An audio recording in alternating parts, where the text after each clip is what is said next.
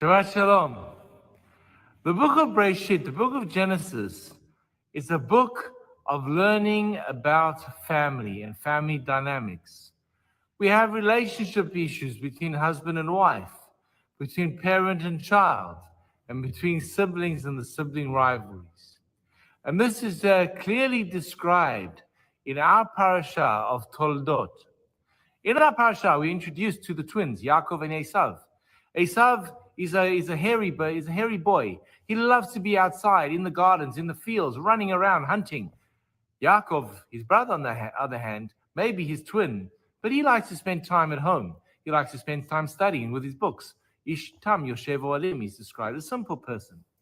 Yaakov and Esau, the two boys, are loved unequally by their parents. Where Isaac loves Esau, kitzayid b'fiv, and Yaakov and Rivka ohevet et Yaakov. Rivka loves Jacob. So what are we supposed to learn from this? What exactly was it about Esau's character that Yitzchak loved? We are told in a fascinating verse that Yitzchak, as he becomes old, becomes blind. And we know there's a thing called physical blindness and also being blind to the facts. Esau is loved by Yitzchak. Why? Kitzayid b'fiv. The word tzayid means to entrap. And the Midrash describes two different ways in which Esau trapped. The positive description is as follows. He was a wonderful and amazing hunter. He was able to capture the right type of animals. And he prepared these animals for his father. Yitzchak loved his meat. Esau brought him the best cuts. Kitzayid b'fiv. But the rabbis show another side to the story, which I think is fascinating. Kitzayid b'fiv means that Esau entrapped his father Isaac.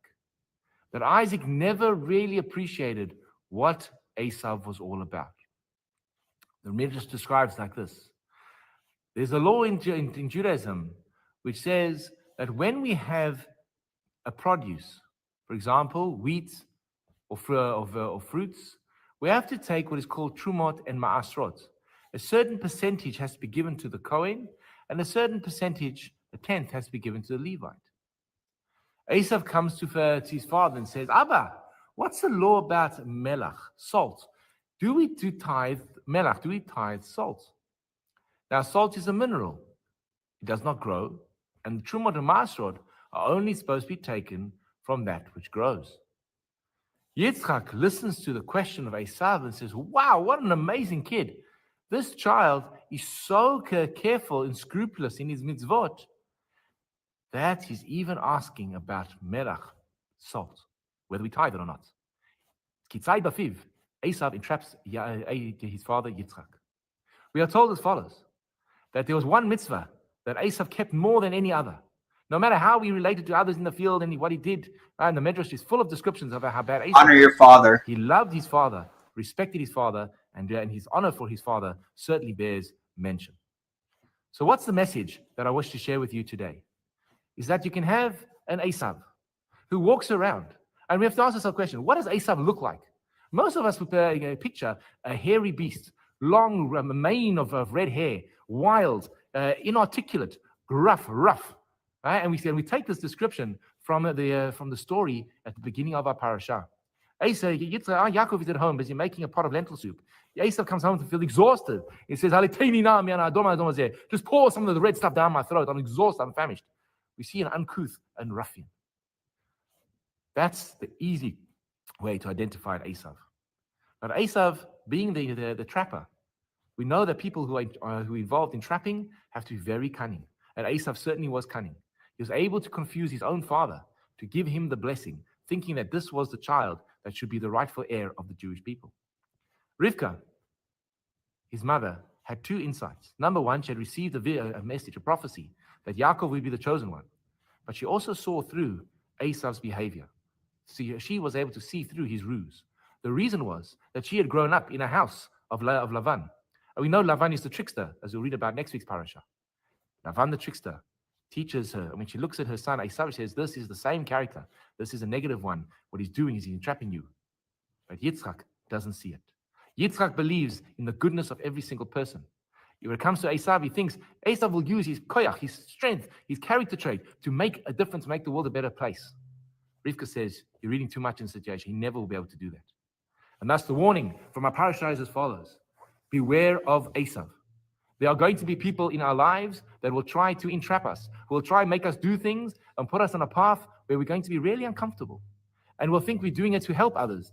And in the meantime, we are just doing damage. Watch out for the Esau. Watch out for the one who comes inside the fiv, brings you great gifts, brings you presents, brings you great food, asks you seemingly intelligent questions. But be wary that maybe it all is a ruse and he's just hoodwinking you. Shabbat shalom. I'm not a huge fan of that interpretation of Esau, but viewing it in the archetypal role, I do think it's kind of interesting. Like the whole idea of like trapping someone by like, oh, you never suspect the person who's being nice to you, Yeah, again, that's a very narcissistic sort of thing. I don't necessarily go with Esau quite as nefarious as some of the interpretations go. Yeah, that's what I was saying. I don't personally like those interpretations. There's definitely part of, a current there, but, it's like neither of them were particularly, in my opinion, the stainless son. Yeah. Let's see what I can find.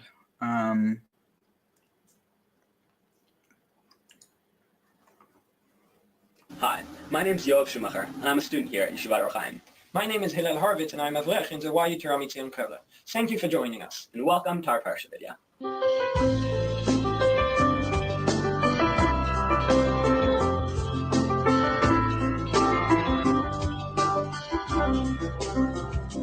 In our Parshat Toldot, we read a very interesting pasuk.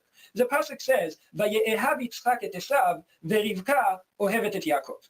I have a problem with this pasuk. Why is it a one-way thing? Why does one parent each love one child? Also, why is Yitzchak oblivious to the fact that Yaakov is the righteous one, and Esau is the Rasha? This is a very good question. The Midrash HaGadol tries to answer your question. The Midrash asks, how come Yitzchak loves Esau? And the answer the Midrash gives is, let's imagine Yitzchak would not love Esau. Would that help him? Yitzchak that knows that Esau is the one that has more difficulties. He's a more problematic son. He knows that the only way to affect him and help him is through love. So rather than giving him less love because he's a Rasha, he should give him more love. So Yitzchak knows that Yaakov really is the righteous one, but he sees that Esau is the more problematic one. And that is exactly the reason in which he loves, it says that he loves Esau.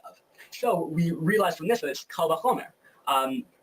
If it says that Yitzchak loves Esau, obviously Yitzchak loves Yaakov. The message from this to take to all of us is that when we deal with parenting, with education, our responsibility is to love, to nurture, to bring people closer. The message Yitzchak is trying to teach us is that the way to help our children and our society is through loving and making people closer to us. Shabbat Shalom.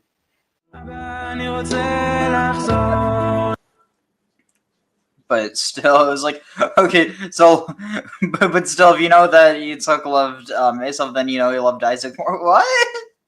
I think they're reading that part into it. He left off some steps in his reasoning.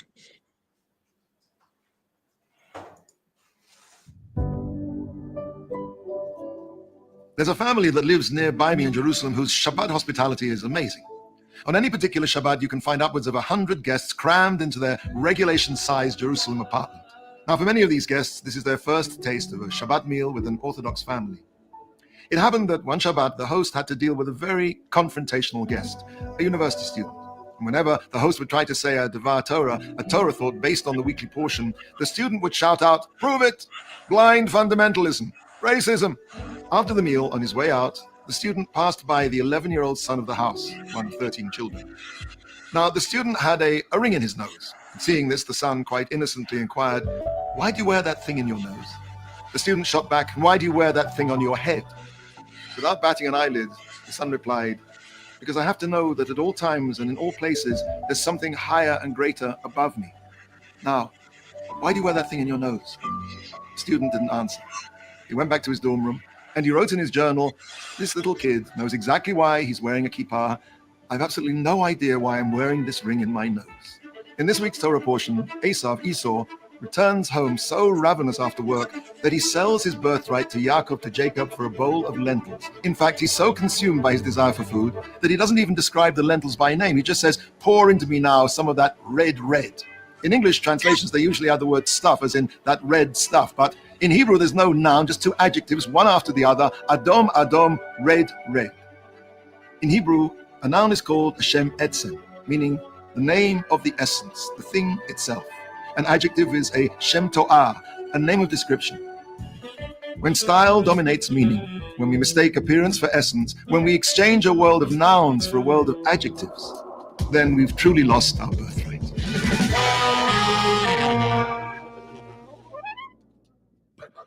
It almost sounds like they're referring to the red stuff as blood almost. And again, back to the prohibition against consuming blood.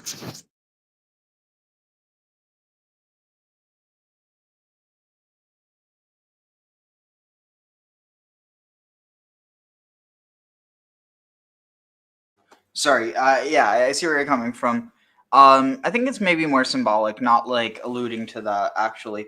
The one thing that I thought was interesting was, well, I remember there was a time, without getting into details, when someone told me, oh, maybe that's a reference to, like, what was it, to, like, acacia brew or something. It's like, I thought that was interesting. It's like, who knows, maybe.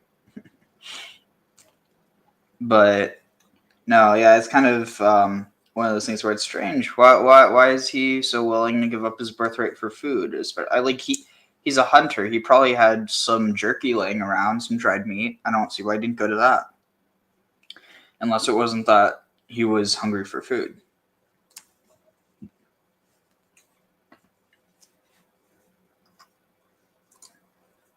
Some of that could be sort of almost a retro-diction of the idea of the preference of the pastoral lifestyle over the hunting lifestyle. And the essence of passing over the birthright from the hunters to the herders tag. Oh, I see where you're going.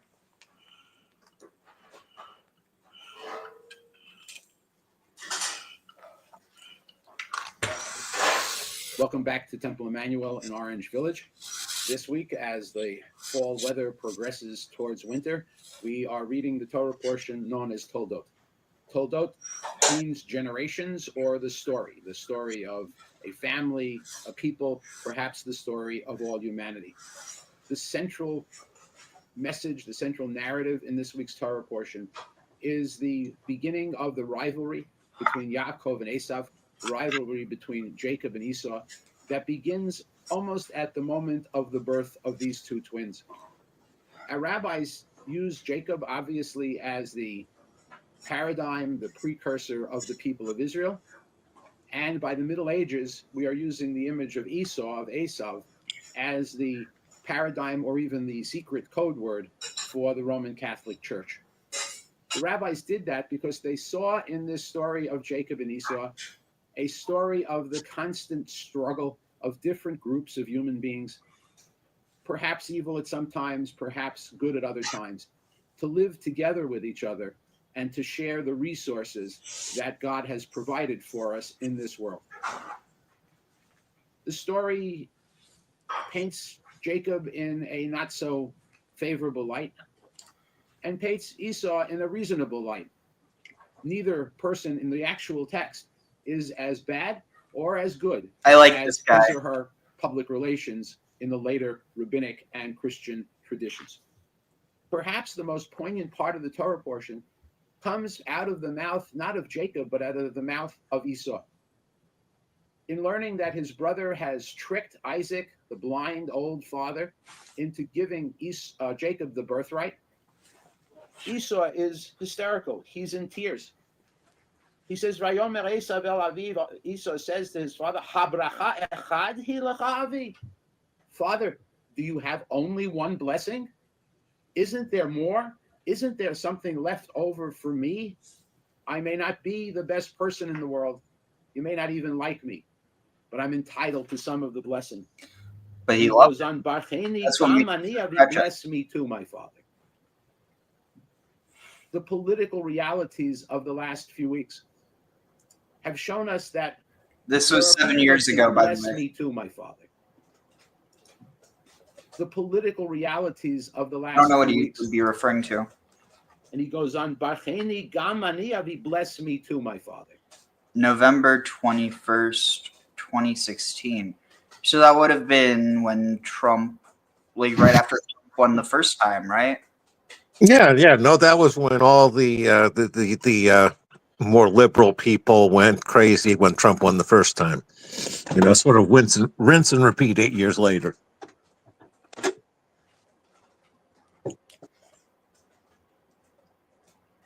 All I know is that, I hope it's not like that, but I have a feeling that this new term is going to make the last term look like candy and rainbows. I hope All I know is my chosen candidate did not win. I chose none of the above. So technically speaking, oh yeah. Well, but you knew that your chosen candidate wasn't going to win by default. yeah, but it's basically I was putting in a vote of no confidence in the system. I also want to register my vote on local issues because those impact me directly. As I sat there and say, which of these narcissistic politicians ends up getting to enrich their friends and family for the next 4 years? The country can decide that without my input. Hey, Valid. But like I said, I hope I'm wrong. The political realities of the last few weeks have shown us that. Oh, wait, so you've already... But I'm entitled to some of the blessing. And he goes on, "Bacheni gam ani avi, bless me too, my father." The political realities of the last few weeks have shown us that there are people in our society, people perhaps who we don't like, people whose views we may not agree with, who have not received the blessings and do not see that their future generations will receive the blessings that are perhaps given to others. The rabbis teach us that injustice and inequality, no matter who is the victim and who is the perpetrator, always leads to unrest, unhappiness, and perhaps even to violence. Earlier on in the story, when Jacob is covered with the skin of an animal so that the blind Isaac will think that he's the hairy Esau, Isaac somehow realizes that something's wrong. And even though he feels the hairy skin that it could be Esau, he listens to the voice, and the voice is the voice of Jacob. And before he gives him the blessing, there's a little bit of doubt. Vayomer, and he says, "Hakol kol Yaakov, v'hayadayim yidei Esau." The voice is the voice of Jacob, but the hands are the hands of Esau. On some level, Isaac and the rest of us need to understand that each one of us, each religious group, each ethnic group, each racial group in our society is in some ways Jacob and in some ways Esau. We can have the hands of an Esau and the voice of a Jacob, or the voice of an Esau, the rough voice of an Esau, and the smooth hands of a Jacob. That capacity for good or evil is within each one of us. That capacity to do right and to do wrong exists in every group, in every family, and in every race. What's the solution? The solution is an understanding that there are blessings enough. There isn't just one blessing. The good that is in this world, the material good as well as the spiritual good, is not a zero-sum game. We all have Jacob and we all have Esau. And the question that Jacob and Esau eventually learned was how to live together side by side in peace. And that's how our Toldot, that's how our future generations will survive and thrive. Have a The great only week way. and a wonderful Shabbat. So this actually reminds me of actually have this ready to go. I wanted to share this. So have you I ever? was going to say the comment I wanted to make there is I have trouble getting all the way to evil with Esau. Certainly selfish and short-sighted, but I can't get to evil. Well, no. So that's the thing. It's not that Esau is evil. It's on this archetypal level that he represents kind of like this more bestial side of humanity versus Jacob representing the higher side. It's not about morality because the thing is, like, is like the evil inclination, like the Yetzer Hara, isn't evil. It's like the thing is, it's kind of like just because you have the taste for meat doesn't mean like here. Let me explain it this way. You could view the side of Esau to be like, oh, the bloodthirsty side, insofar as like, you want a nice juicy steak. Well, there's nothing inherently wrong, evil with that. It's more so just like, you have to kill an animal for that, or an animal has to be killed for, or an animal has to be killed for that. And so, it's like, it's rough. But the point is, the Jacob side would be like, oh, okay, I want to eat meat, but I also don't want to, or, well, I guess there's two ways to it. Either like within Judaism, it would be like, okay, well, if I have to, kill this animal to eat it, then I'm going to make sure I sacrifice it to Hashem. Well, not like sacrifice it, but like, that you slaughter it in a kosher way and that you do it how Hashem wants, so that it's like you make it holy, and when you eat it, it becomes holy, and like this idea that you're like spiritually elevating it. But I think nowadays you could also look at it as, oh, okay, I have this taste for meat. Well, I'm going to find a way to make, like to grow meat that's in a healthy way. It's not going to cause issues. The point is, it's literally just this idea of like mind versus, or like higher intellect versus lower. And again, it's not to say that it's bad and good. If you only have intellect, you'll fucking die, because if you don't eat, if you don't have that, bodily desire to eat, you're going to starve.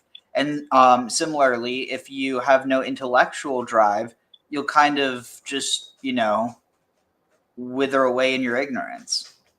And so it's not about good and bad on the personal level or even on the archetypal level. But the point is that I think a lot of people, the reason why they end up associating Esau with evil, it's not actually because of Esau himself. It's because of the association with Rome and everything that Rome did to the Jews.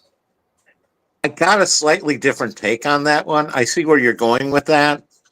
I see it more of extrapolated up a level at archetypally, where Esau is more of the brute force side of humanity, and Jacob is trickery. And it's a question of, are you indulging in brute force? Are you indulging in trickery? And neither one of them is particularly a good thing to do. And where I see that happens is you have too many people trying to justify the trickery as a good thing after the fact. And that aspect of it always will rub me wrong. Tag. Yeah, I mean, there's plenty of people who don't agree with that, with like the idea that the trickery was good. It's more so just, this is the story. This is what, is said to have happened. What can we learn from it? And obviously there's going to be people who they try to learn something from it, but inevitably they will, like glorify the person and brush over the bad that they do or justify it. But yeah, no, the ones that I'm shining the light on are the ones who read that and take away, well, it's a good thing to go around tricking people. Those are the ones I have problems with. But yeah, I mean, what you say, it doesn't disagree with what I was saying. I don't even think it's necessarily on a higher level than that. I think it's just a different level.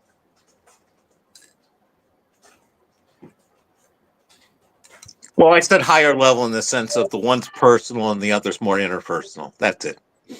Well, no, but like I see what you mean. I guess to me, I would consider the personal to be the highest, or like kind of like, or like not even the personal, but like the metaphorical, or or I don't know. Anyway, let's continue. But so what I wanted to share was kind of this whole idea of like, you know, two siblings, two twins struggling. Literally, this idea that they're from the same. I mean, literally with twins, the idea is that they literally were one at one point, and then they, you know, and then the cell split, right? That embryo split. I'm not the greatest with hard sciences, but Well, in this case, they would be fraternal twins since they're not identical. The embryo splitting would be would be identical twins. how do you know they weren't identical? Because Jacob wasn't hairy and red. Okay, valid. Wait, wait, so you're saying there's no way that identical twins could have different like different levels of hair at birth? They would, their amount of phenotype difference would be minimal. The one thing I did notice there is you're dealing to a certain extent about a prodigal son sort of situation. Yeah, in both of their cases. Yeah. Anyway, It's just they went prodigal in different directions. Yeah. So what I wanted to share though, so there's this one, well, I'm not going to talk too much about it, but this one clan in a city called Yatta that they're Palestinians, but they're Jewish, but like most of them like they're essentially, for lack of a better term, they're Muslim crypto Jews, not like the Dunme, and it would be more like what happened to Jews under the Spanish Inquisition, where, you know, the expulsion of Jews, all Jews had to convert. It's actually not the Spanish Inquisition, because they weren't really, from what I'm aware, I don't think they were persecuted after they converted, even though they kind of stuck to their old ways. So basically just, so yeah, what was the word? The Reconquista and the conversion of Spanish Jews is similar with what happened here, and they still, and it's interesting because their like they almost got they were almost fully recognized as like Jews and everything by the state of Israel, but they were kind of like left hanging, and because of that, some of them actually ended up becoming pretty radical against Jews. It's interesting because it's like this idea of how close you are can sometimes make it that much more difficult when someone hurts you. Israeli-Palestinian conflict has been going on for decades. But is it possible that both people have the same roots? This question has occupied the mind of 𝐕 Messinai, an entrepreneur and investor, one of Israel's high-tech pioneers. In the early 2000s, he sold his share in the high-tech company Sapiens and decided to take a journey to explore the connection between Jews and Muslims in the Middle East.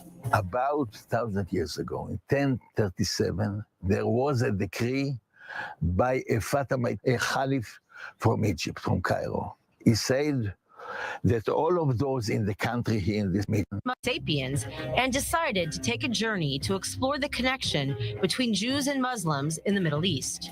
About 1,000 years ago, in 1037, there was a decree by a Fatimite, a Caliph from Egypt, from Cairo.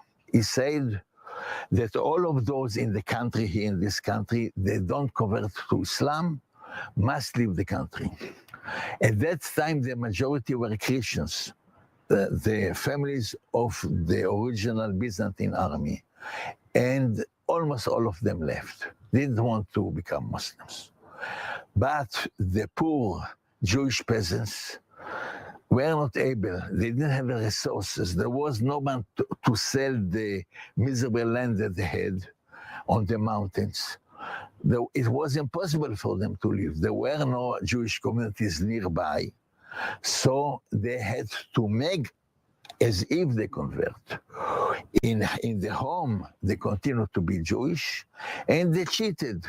externally as if they are Muslims.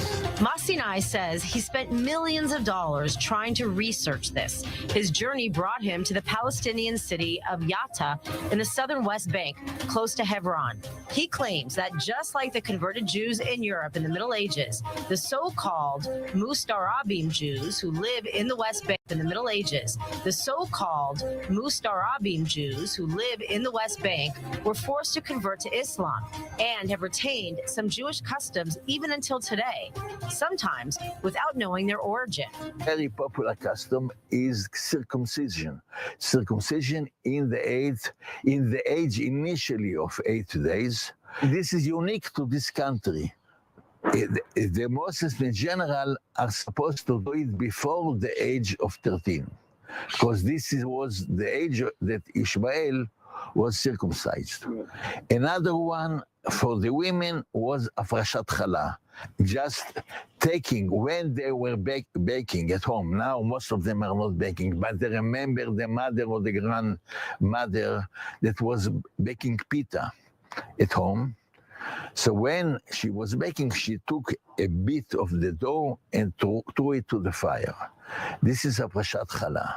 I'm still finding it in more and more places. This is not a new idea, although it is considered a bit far-fetched in the academic arena.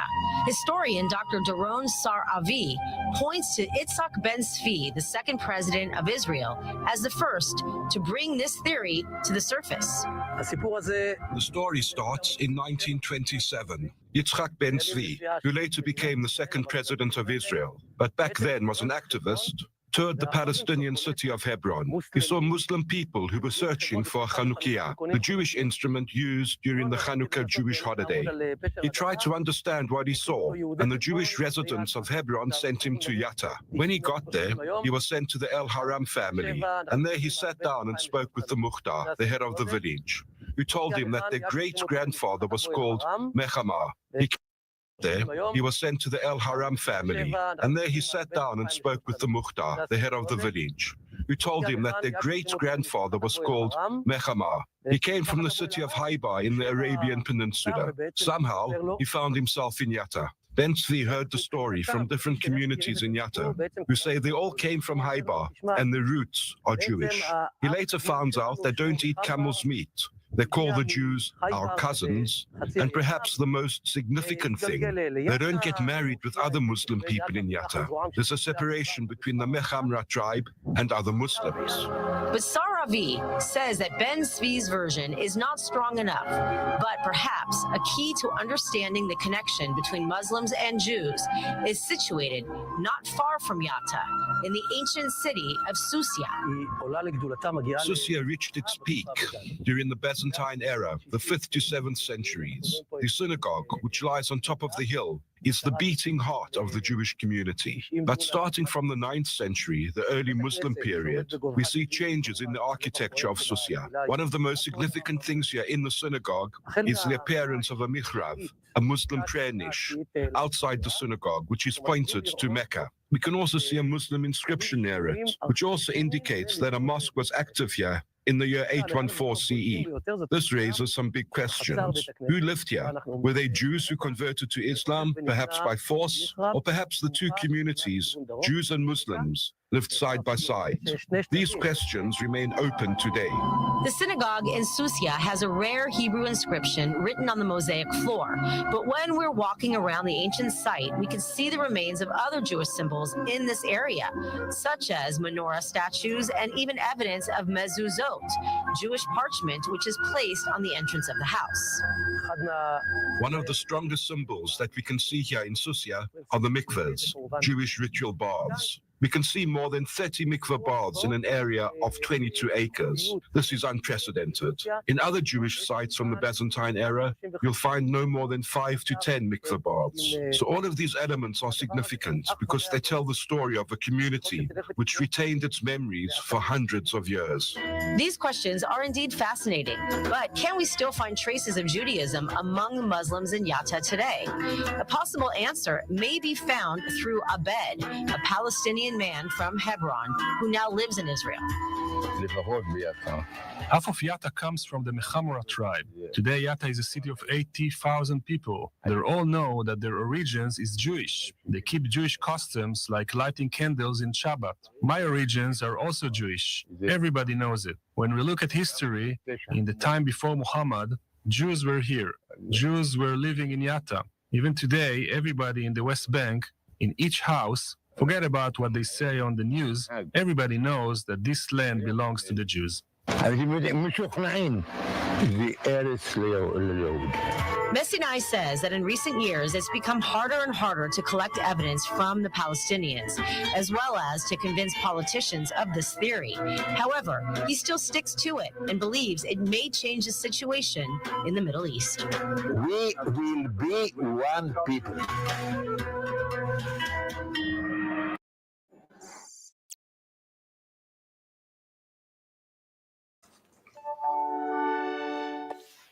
It's just really, really interesting because, I mean, there's so much connection between so many, and it's really similar to, the whole idea of, Jacob and Esau, this whole idea of, that like they have almost like the shared birthright, but it's like one takes it from one other, and it's Well, to a certain extent, you can go back another generation for that with Isaac and Ishmael. That's another case where the second son usurped the first. Well, but there's a difference there. It wasn't Isaac's fault, whereas it was kind of Jacob's fault. Even though you could blame it on Rebecca, Jacob was older than Isaac was when, it was given to him. Oh, no, I'm not disagreeing with that part. I'm just noticing the same pattern repeating. There's a strong pattern about the second son inheriting over the first. Interesting. The whole sacrifice. You have Cain and Abel. You have it's a recurring pattern. Yeah, all the way to the sacrifice of the firstborn in Egypt and such. Okay. Yeah, let's see what I can find.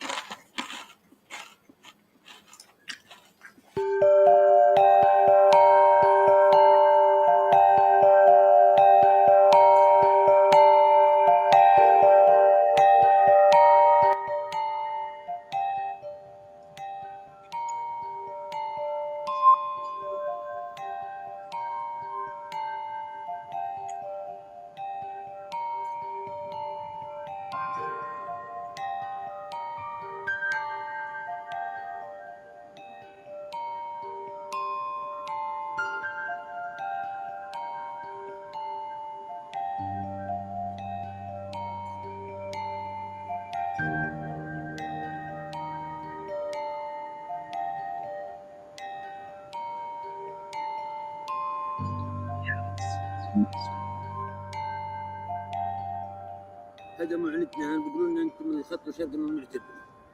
طيب ليش ممنوع نبني؟ بيقولوا هذه منطقة عسكرية. طيب كيف احنا منطقة عسكرية وانتم قاعدين بتبنوا بتوسعوا في المستوطنات وبتوسعوا في البنية التحتية وبتوسعوا في كل شيء. هذه أراضينا أبا عن جد، لا من اليوم ولا من امبارح. من زمان وهي معمرة بلاد بهلة. والحين بدهم يخلوها عشان يكبروا المستوطنات وهم يعيشوا في حياتهم.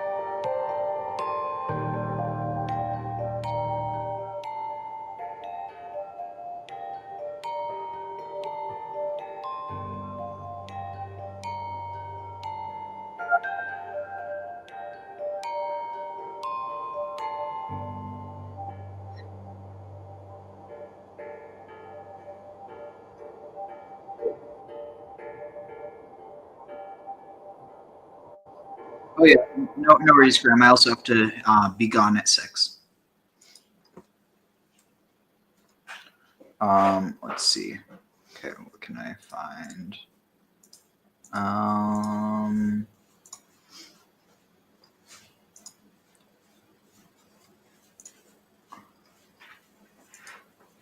Let's see, Parshat Toldot.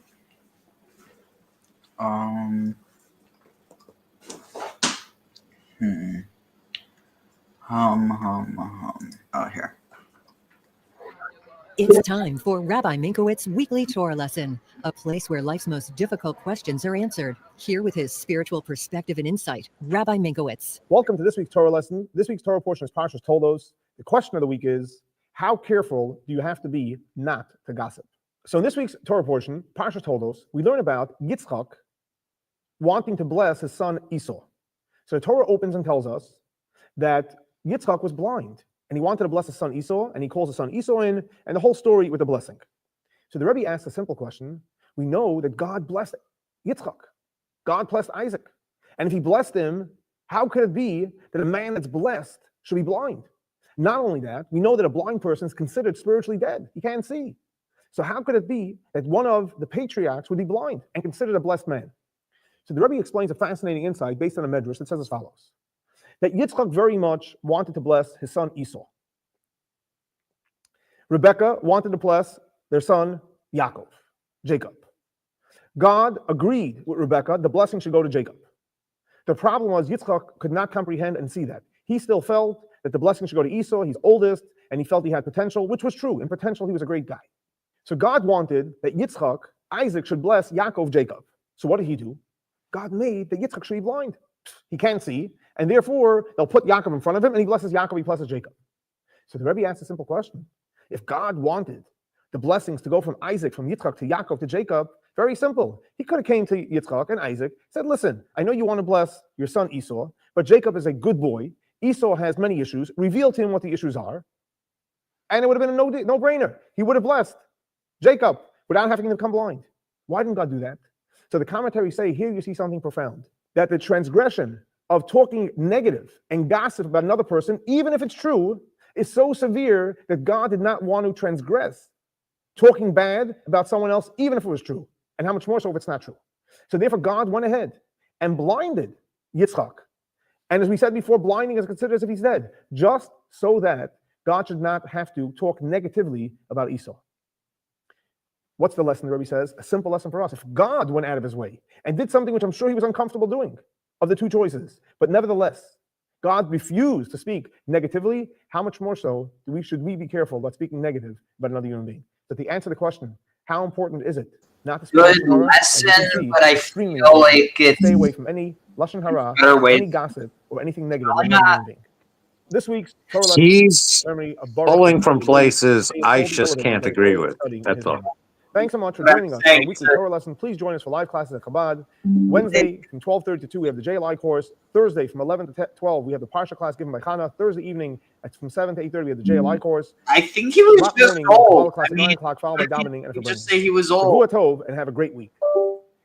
And see, like, I have an issue with this idea that, like, oh, if someone's sick, they must not be blessed. What the hell's that? It's like you don't have to be blessed in all areas to be blessed in one. I was going to say, that was the secondary point that I had issue with, was the blindness part. The first part is his inconsistent metaphysics. Is he trying to be a Jewish Calvinist and say everything is predetermined? Or is he trying to say that God is basically, everybody's butler and is changing things behind the scenes? And it seems like he wants to have both of those at the same time.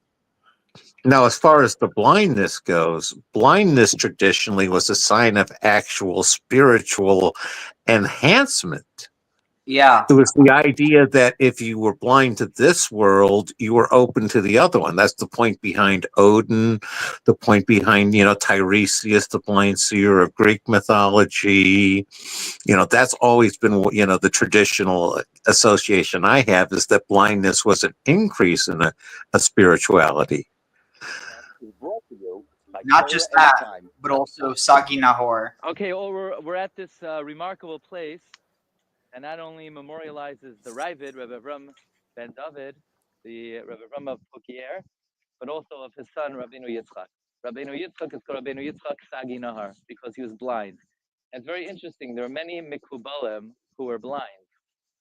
Sam Sofer says, not explaining this, but he explains in general, that a person has two sets of eyes. He has physical eyes and spiritual eyes.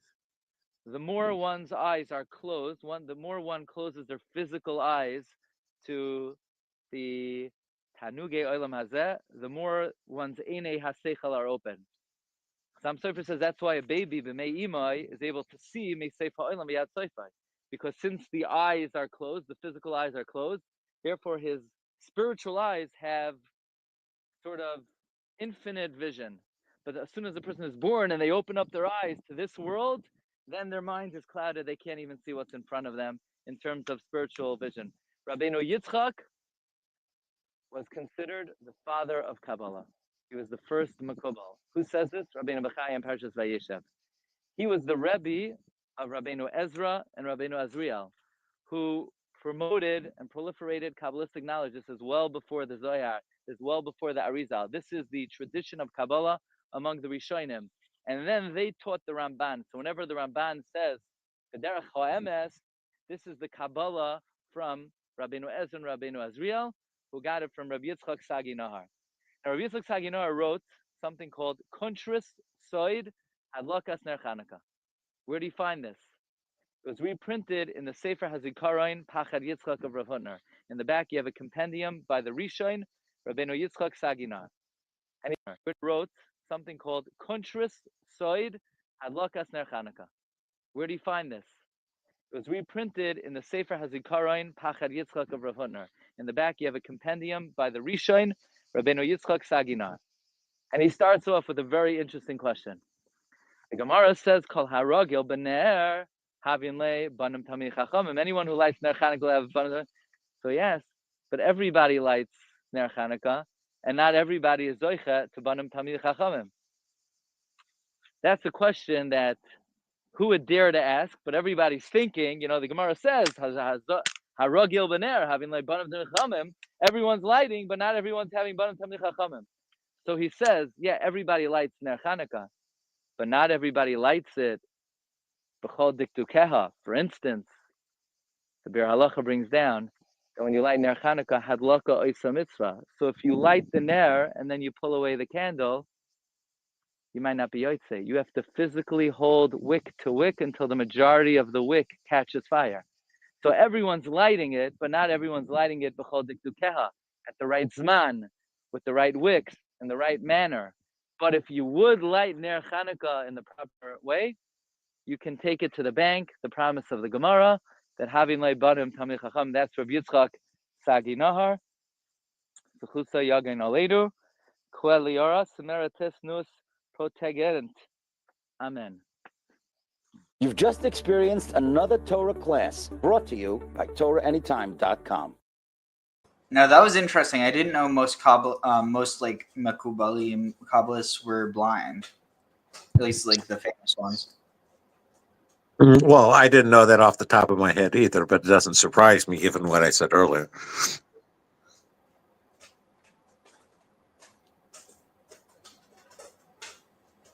We can throw Mother Shipton onto that blind list too. What? I said we can throw Mother Shipton onto the blind list as well. Who's that? I want to say she was a Russian mystic, did some prophecy poems and stuff. What on earth?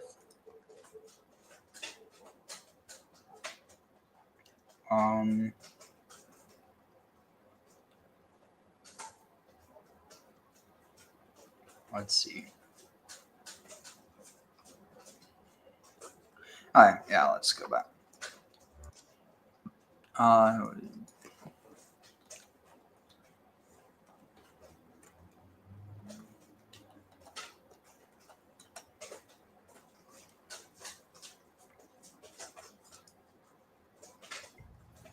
Hi, I'm David Taub,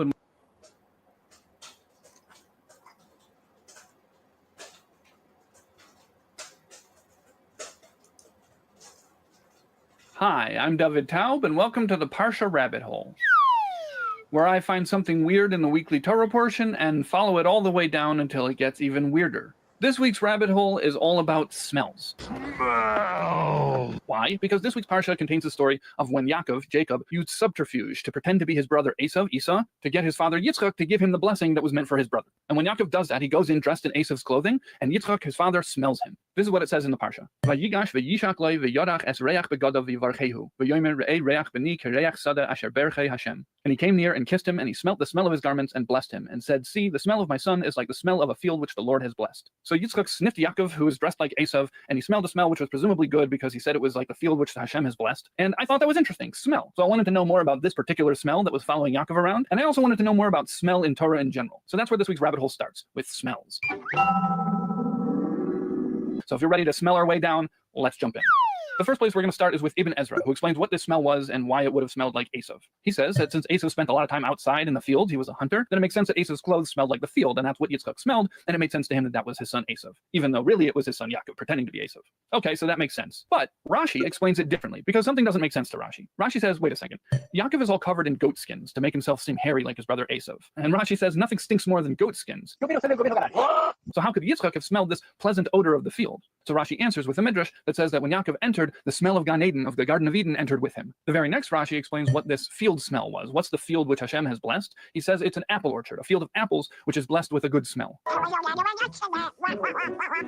And that comes from Gemara, from the Talmud. Now these two things, that the smell of Gan Eden, of the Garden of Eden, followed Yaakov in with him, and that the smell was the smell of an apple orchard, are not necessarily related, but it would make sense that they are. And I think to most of us, it kind of just automatically makes sense that Gan Eden would smell like apples, because every single picture you've ever seen of the Garden of Eden has apples in it. But there's actually no Jewish source for that idea that the fruit of the tree of knowledge was apples. So I'm not quite sure why the smell of Gan Eden would be the smell of apples. And maybe that's not even what Rashi was saying. Maybe there are two different things. There was the smell of Gan Eden and the smell of an apple orchard. But Tosfos on that Gemara that Rashi got the apple thing from says something interesting. Tosfos says that the field of apples means a field of esrogim, citron fruits. For those of you who don't know, an esrog is a citrus fruit that looks kind of like a big bumpy lemon, and we use it on the holiday of Sukkot or Sukkot as part of the mitzvah of shaking the lulav. So that sort of seems like it comes from left field, that apples is actually esrogim. Why would that be the case? But according to Midrash, this may make a little bit more sense. The Midrash lists various different opinions for what the fruit of the tree of knowledge was, and this discussion happens in Gemara too, and there's different opinions, figs and wheat and grapes. But here in the Midrash, there's another opinion that the fruit of the tree of knowledge was an esrog, and its proof is from the verse that says that Chava, Eve, saw that the tree was good for eating. What tree is good for eating, the Midrash says? That's only the esrog tree, which its bark also tastes good. Now, I haven't actually personally tested this. If anyone out there watching this has ever licked an esrog tree, please let us know in the comments how that went. So now we can put these things together and say that when the smell of Gan Eden followed Yaakov in, and Yitzchak says that it smells like a field that Hashem has blessed, Rashi says that's apples, Tosfos says apples means esrogim, and the Midrash says that the tree of knowledge was an esrog tree. So then it kind of makes sense that Gan Eden, the Garden of Eden, smelled like esrogim. But I had a question on this Rashi that I didn't see any of the commentaries on Rashi ask. When Rashi says that the smell of Gan Eden came along with Yaakov, that makes sense. Yaakov was a holy guy, so it makes sense that this holy smell of Gan Eden would follow along with him. But the whole idea here was to pretend to be Esau.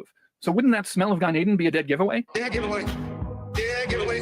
But Yitzchak did think it was Esau. And according to some commentaries, it was specifically because of the smell of the field that would make sense to be coming along with Esau. So how does that make sense according to Rashi? But there's another piece from the Zohar that could explain it. And the key to all of it is the clothes. See, in the verse it says, where did the smell come from? It came from the clothes. Yitzchak smelled begadav, his clothes. What clothes were these? According to the Zohar, these clothes were clothes. Adam.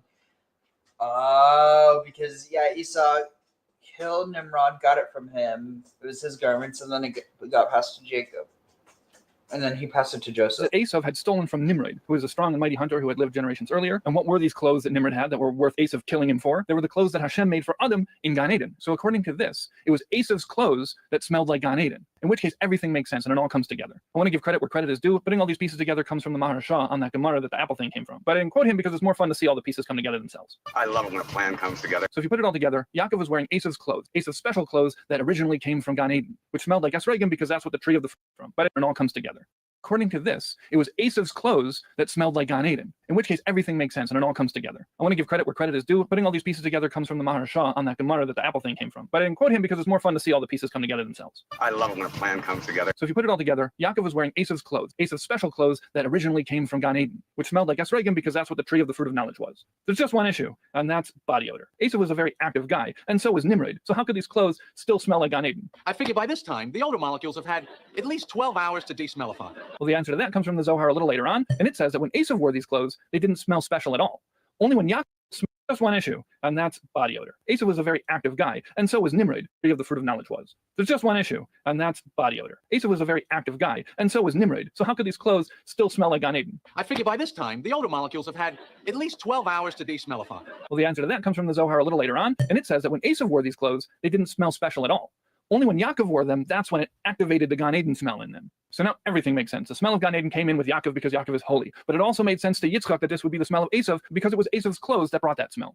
And I'm assuming Yitzchak knew the history of those clothes. But if we go back to the original story, we can have another question, which is, why was Yitzchak sniffing his son to begin with? Sforno answers this question. He has an idea running throughout his commentary on this story, that Yitzchak, even after he accepted that this was his son Esau and wanted to give him a blessing, wasn't spiritually able to. It wasn't coming to him. So Sforno explains that when Yitzchak smelled his son, Yaakov, dressed as Esau, he was doing so laharchiv es nafshe, to expand his soul. The pleasure of the smell would expand his soul and his spirit so that this blessing would come to him and he'd be able to bless his son. And to support this idea that smell benefits the soul, he brings a Gemara that says that what is something that benefits the soul and not the body? That's smell. But the Parshah has a question on this Gemara based on this idea that the sense of smell is a sense that only the soul benefits from. He says that the sense of smell is one of the 5 senses that all animals have. And you've got auditus, olfactus, gustus, visus, and tactus.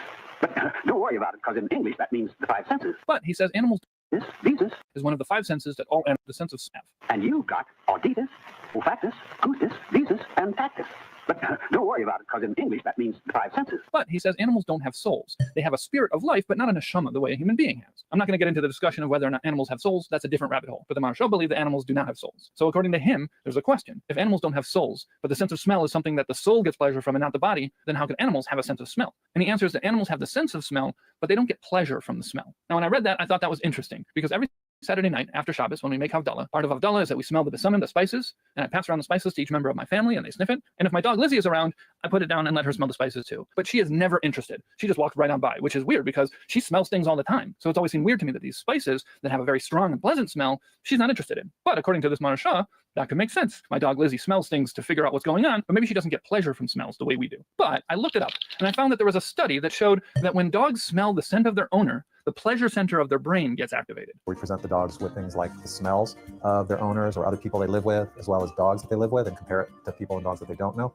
We also see activity in exactly that same part of the brain. Now, you could say, well, somebody's calling that the pleasure center. Maybe it's not actual pleasure. But if you accept that dogs get pleasure from other things like belly rubs and ear scratches and stuff, then I'm going to assume that that's the same part of the brain that's lighting up. And when I saw that, it made me doubt my entire belief in Torah and Judaism. I'm just kidding. Torah doesn't work that way. Things get proved and disproved and questioned and answered all the time. That's what makes it fun. So when I was researching, I found this. I shared this with my daughter because I thought she would find it interesting. And she came up with a really good answer. She said, is the dog really getting pleasure from the smell of the owner or from the owner? Like if you look at a picture of somebody you love and the pleasure center of your brain lights up, are you getting pleasure from the appearance of the person you love, or are you getting pleasure from the feeling of love? In which case the Marashah still works, which is good news. That was a close call. Okay, so far the story has given us a lot of interesting things about smell, specifically the smell of Gan Eden, which may have smelled like esrogim. And at this point in my research, I felt like the rabbit hole had given me everything it had to give about this story. But I felt like the topic of smell in general still had a lot more to give. So I searched for reach, which means smell, but that was too general. So I got a little bit more specific. I tried reach ra, a bad smell. I figured that would be interesting. Let's see what Torah has to say about bad smells. Smell bad. And it led me to halachas about flatulence. Now, my friends who are watching this are going to say there's no way that was happenstance. They're going to say that I had this in mind from the very beginning, but I assure you, the rabbit hole led me here. Yeah, that's a ticket. So there's a halacha in Shulchan Aruch that says "Hamisatish b'tfilase," one who sneezes during prayer. In this case, prayer means specifically Shemona Esrei, the Amidah, the silent prayer that's in mind from the very beginning. But I assure you, the rabbit hole led me here. Yeah, that's a ticket. So there's a halacha in Shulchan Aruch that says "Hamisatish b'tfilase," one who sneezes during prayer. In this case, prayer means specifically Shemona Esrei, the Amidah, the silent prayer during which we stand still the entire time. So Shulchan Aruch says "Hamisatish b'tfilase," somebody who sneezes in the middle of Shemona Esrei. If it's from below, then it's a bad sign for them. If it's from above, then it's a good sign for them. So what does sneezing from below mean? It means passing gas. Rashi on the Gemara that this comes from says even more specifically that it means mafiach b'koil, passing gas audibly with a sound. So if somebody sneezes from above, which is, I guess, a regular sneeze, b'koil, passing gas audibly with a sound. So if somebody sneezes from above, which is, I guess, a regular sneeze from your face, when you have to sneeze, a nose comes in very handy. then that's a good sign. But if they sneeze from below during prayer, that's a bad sign. Now I've got some questions on this halacha. First of all, this whole sign thing means mafiach b'koil, passing gas audibly with a sound. So if somebody sneezes from above, which is, I guess, a regular sneeze from your face, when you have to sneeze, a nose comes in very handy. then that's a good sign. But if they sneeze from below during prayer, that's a bad sign. Now I've got some questions on this halacha. First of all, this whole sign thing is a little bit strange, especially in light of our discussion last week about omens. If you haven't seen that, check that out. But I think you can answer that by saying that here it's not a sign that you're making decisions based on, it's a sign about something that has already happened and it's telling you that it means something good or it means something bad. But I have a bigger question, which is, why is this a halacha in Shulchan Aruch? I get why it's in Gemara. Gemara brings a lot of interesting things that are not necessarily relevant to halacha. But Shulchan Aruch is supposed to be practical, how you're supposed to do things. So it's confusing to me what practical ramifications this might have, that passing gas in the middle of Shemona Esrei is a bad sign. I don't have a good answer to this question. I have some ideas, but nothing solid. But if any of you have ideas or answers, put them in the comments. But the biggest question on this is, why are they using the word sneeze for passing gas? That's a weird way to refer to it. According to the Bnei Yissaschar, the word sneeze here is actually being used specifically to tell us something. He says that this is what Rashi is trying to tell us when Rashi explains that the word means mafiach b'koil, passing gas with a noise, with a sound. He points out that this word misatesh, one who sneezes, is not usually the way that the Gemara refers to passing gas. It usually uses the word mafiach, which means blowing, which makes sense as an appropriate way to refer to this bodily function, like blowing wind. So the Bnei Yissaschar is telling us that when Rashi explains that misatesh means mafiach b'koil, one who passes gas with a noise, Rashi is telling us that the Gemara used this term specifically to tell us that we're not just talking about passing gas normally, which would be mafiach or blowing. We're talking about misatesh, somebody who sneezes, which is specifically passing gas that is accompanied by an audible sound. And that is the type of passing gas that would be a bad sign. But the Magen Avram has a problem with this whole sound thing. He asks the question, what difference does it make whether or not there's a sound? The problem with passing gas during prayer is the smell. Why would audible sound? And that is the type of passing gas that would be a bad sign. But the Magen Avram has a problem with this whole sound thing. He asks the question, what difference does it make whether or not there's a sound? Sign. But the Magen Avram has a problem with this whole sound thing. He asks the question, what difference does it make whether or not there's a sound? The problem with passing gas during prayer is the smell. Why would whether or not it makes a sound make a difference? And he answers this question by bringing a version of Rashi that's a little bit different from the Lublin edition of Gemara, which was printed earlier than the Vilna edition, which is the common one that everyone uses today. And that version of Rashi is one letter different. Instead of saying mafiach b'koil, passing gas with a sound, it says mafiach b'kal, passing gas easily. So the Magen Avram says that what Rashi is really saying is that the kind of passing gas that's a bad sign is when it happens easily, meaning not by force or by accident. The person just decides to do it. That's the kind of passing gas during tefillah, which would be a bad sign. Now, the rabbit hole gave me plenty of fascinating stuff about flatulence and halacha, but I'm going to limit it here, and I'm only going to share one more thing on this topic with you. There's a story in Sefer Chassidim by 𝐤�𤅅�𐃄𝐕, who is the leader of the Hasidic Ashkenaz, the German pietists, which is not related to the Hasidic movement of the 1700s. Nor is the leader of the Hasidic. I'm going to limit it here, and I'm only going to share one more thing on this topic with you. There's a story in Sefer Chassidim by 𝐤�����𝐋𝐃𝐕, who is the leader of the Hasidic Ashkenaz, the German pietists, which is not related to the Hasidic movement of the 1700s that we're normally talking about when we talk about Chassidim. Here we're talking about the medieval movement of the Hasidic Ashkenaz, the German pietists, which was happening in the same time and place as the Tosafists, the Bali Tosfos. And it's actually fascinating to me that both of these things were happening in the same time because both of them capture my imagination in different ways. So there's a story in Sefer Chassidim about a dialogue between a Chassid and a Chacham. Now, I don't know enough about the politics of the Hasidic Ashkenaz to be able to understand completely the significance between that distinction of Chassid versus Chacham. If anybody else understands the topic better and can shed some light on that, please do so in the comments. So this Chassid visits a Chacham, and he sees that the Chacham has his talis spread out over his svarim, his books. And the Chassid asks, why do you do this? And the Chacham explains, because I have an illness and I have constipation, and it makes it better for me when I pass gas. And so I do that constantly. I'm constantly passing gas, and if I don't, it will cause a pain in my heart and it will be dangerous for me. And so since I'm passing gas constantly, I spread my talis out over the holy books. So the Chassid says that when you do that, you should also distance yourself from the books Dalet Amis, 4 cubits, which is about 6 feet. Now Chacham says, why do I have to do that? And he brings a Gemara that says that in the desert, the oil moed, the tent of meeting that Moshe Rabbeinu would speak to Hashem in, when the curtain of that was rolled up, meaning the oil moed was taken down, the people who were ritually impure could enter into that spot and it wasn't a problem. And therefore the Chacham feels that covering the holy books should be enough. The Chassid says, better not to. You should still go Dalet Amis, 4 cubits away. The Chacham says, I can't. If I go further away than that,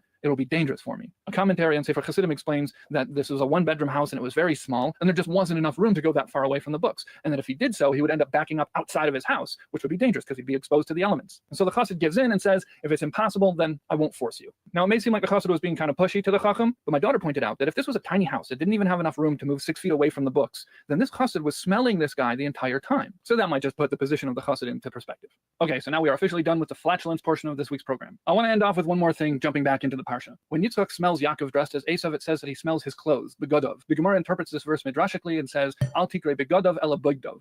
Instead of reading the word begodov, his clothes, read the word begdov, his transgressors. What does this mean? It means that what was the smell that Yitzchak smelled? It was the smell of the Jewish people, but not just the special holy Jews, all of the Jews, even the ones that you might label as begdov, as transgressors. So there's a few statements throughout Gemara like this expressing similar sentiments, and one of them is also about smell. It says any public fast day, which does not include the Poshei Yisrael, the transgressors of Israel, is not a fast day. And it supports this idea by saying that the incense that were burned in the temple included 𤕕𤅅𝐻, which had a bad is not a fast day.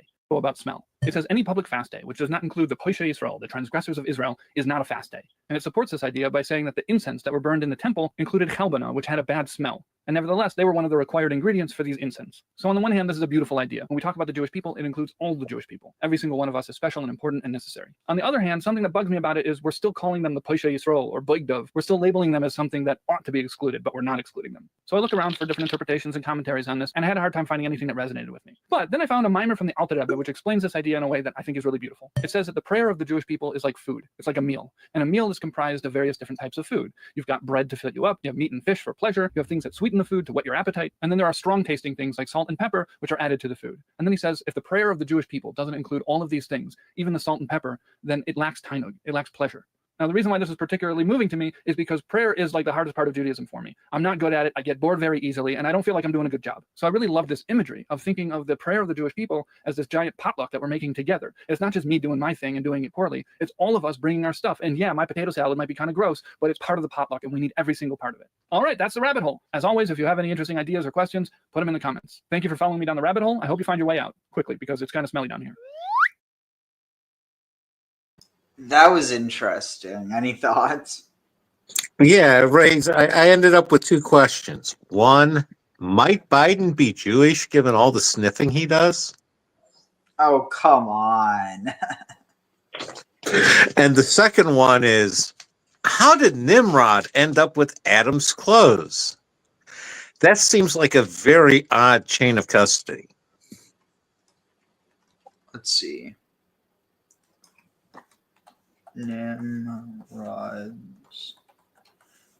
clothes. You know, my suspicion is that might be somewhere in Jubilees or Midrash, but, you know.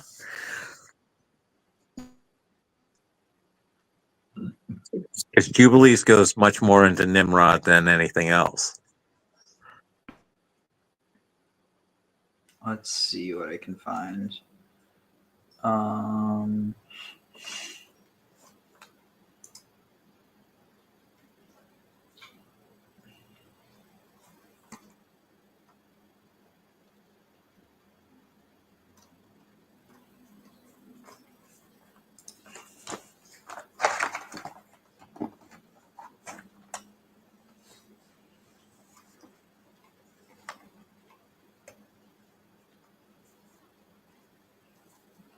Let's see.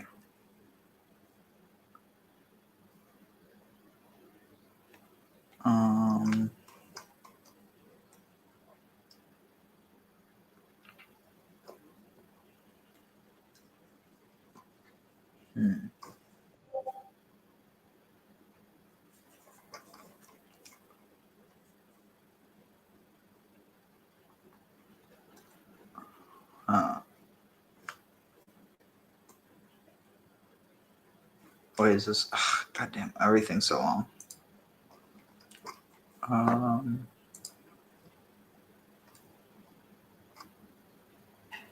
Oh, here. Something's coming. Something unstoppable. Look around you, my friend. How much light do you see? Hello, darkness, my old friend. I've come to talk with you again. Because a vision softly created. Kind of like a relic in the cool video games we all play, you know? So it was actually like this hand-down relic and imbued with power. So his nakedness wasn't just like a social shame, like it kind of, you know, has been since the Victorian era. It was actually a loss of a physical power due to a relic. Correct. Absolutely. He lost his special garment. He lost, you know, the garment that was, you know, at this point, really, really old.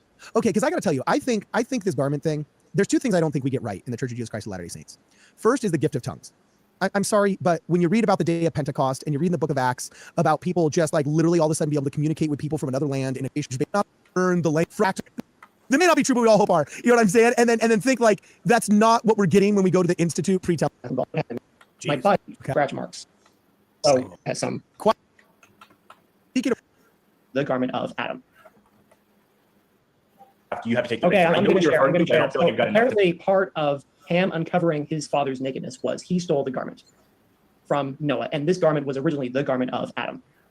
And No, I'm being dead serious. So part of it is like, I don't know, like some people say that Ham had sex with his mom, which was Noah's wife, and that's another theory that is really kind of out there, but some people do buy into that. That's even out there for you. Okay, that's good to know there's some boundaries here. You know? Yeah, okay. So, but anyways, one of the things that happened though is Ham, supposedly, one of the reasons why he lost the right to his priesthood was he used the garment for nefarious purposes, or for his own gain, or for his own, wanton desires, or for other like certain things they wanted to do.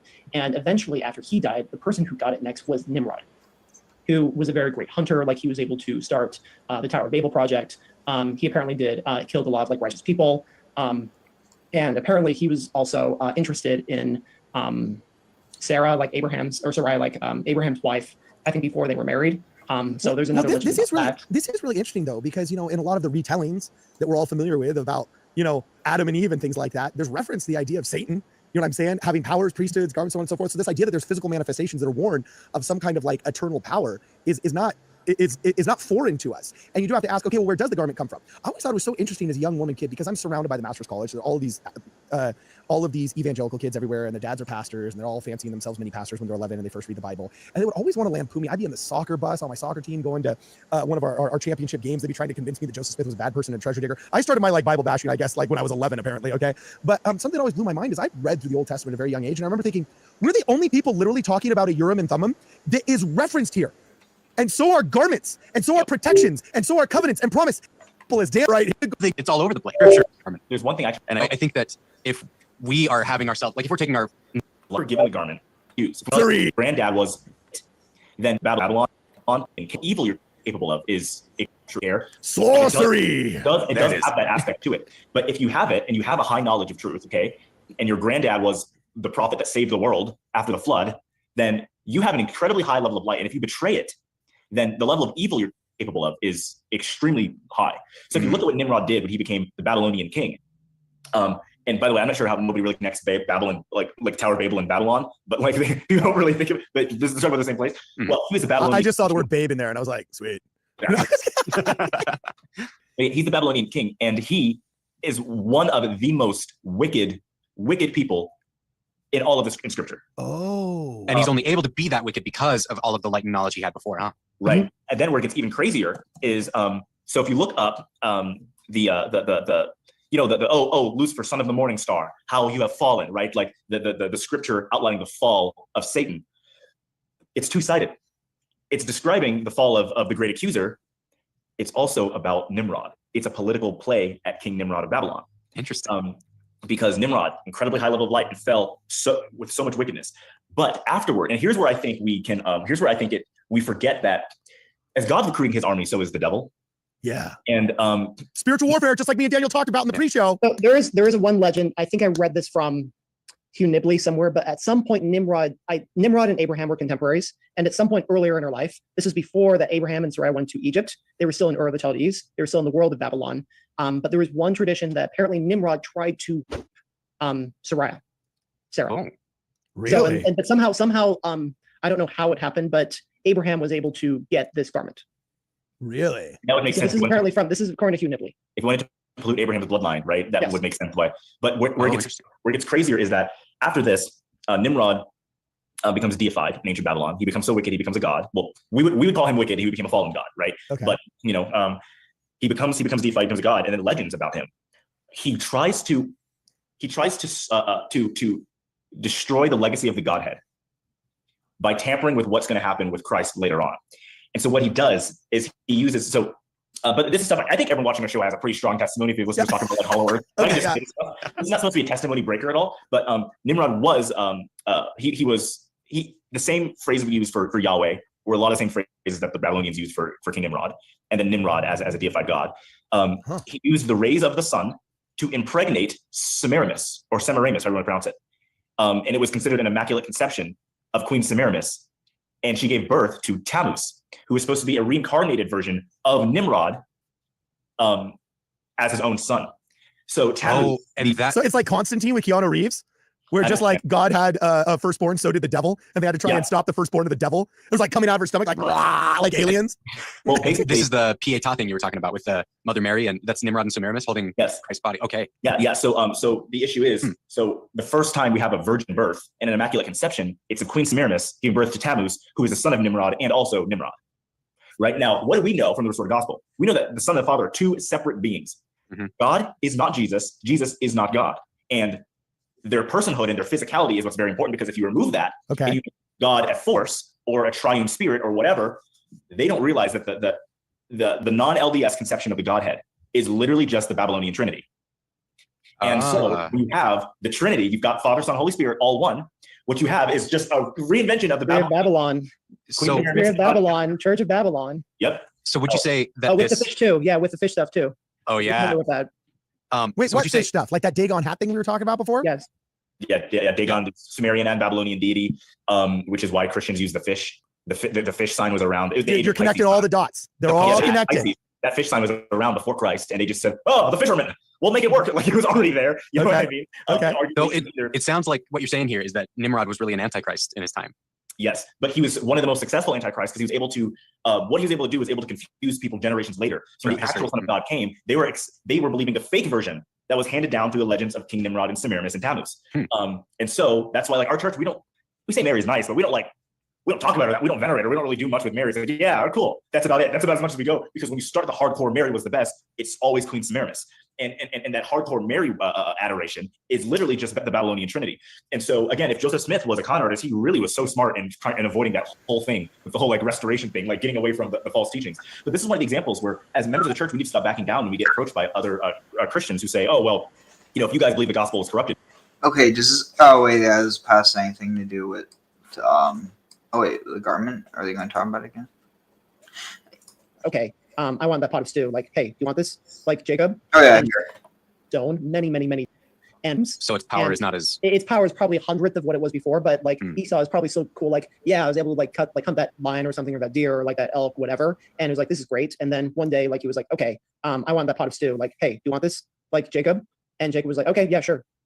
And then what happened a generation later was he decided to use some of that fabric to create the coat of many colors, and all of his brothers were jealous, and then they ripped it, and it was torn asunder.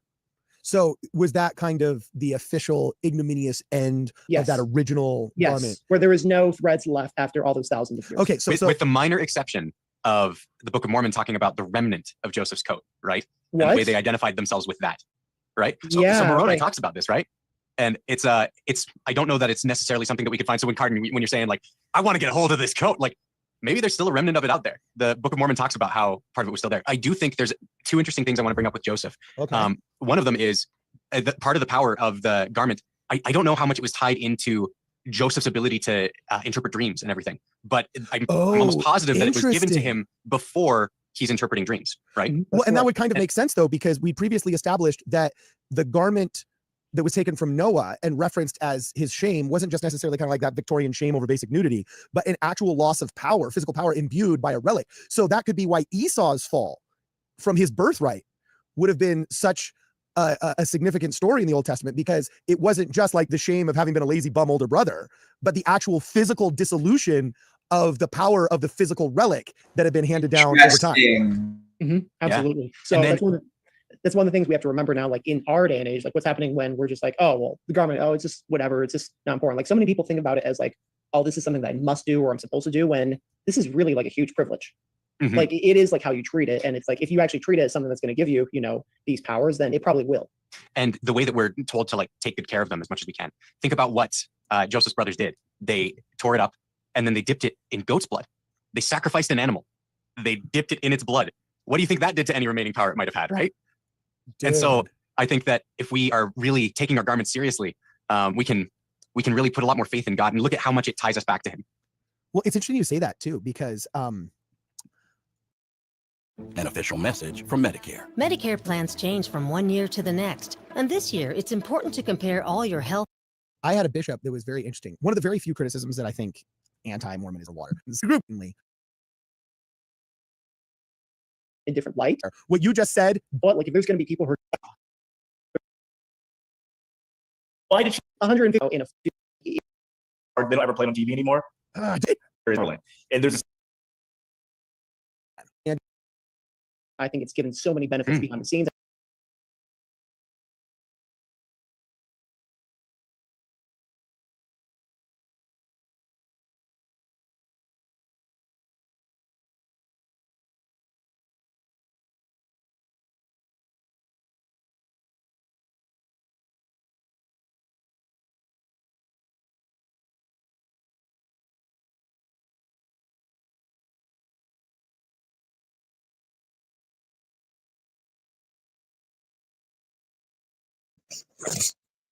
You're muted.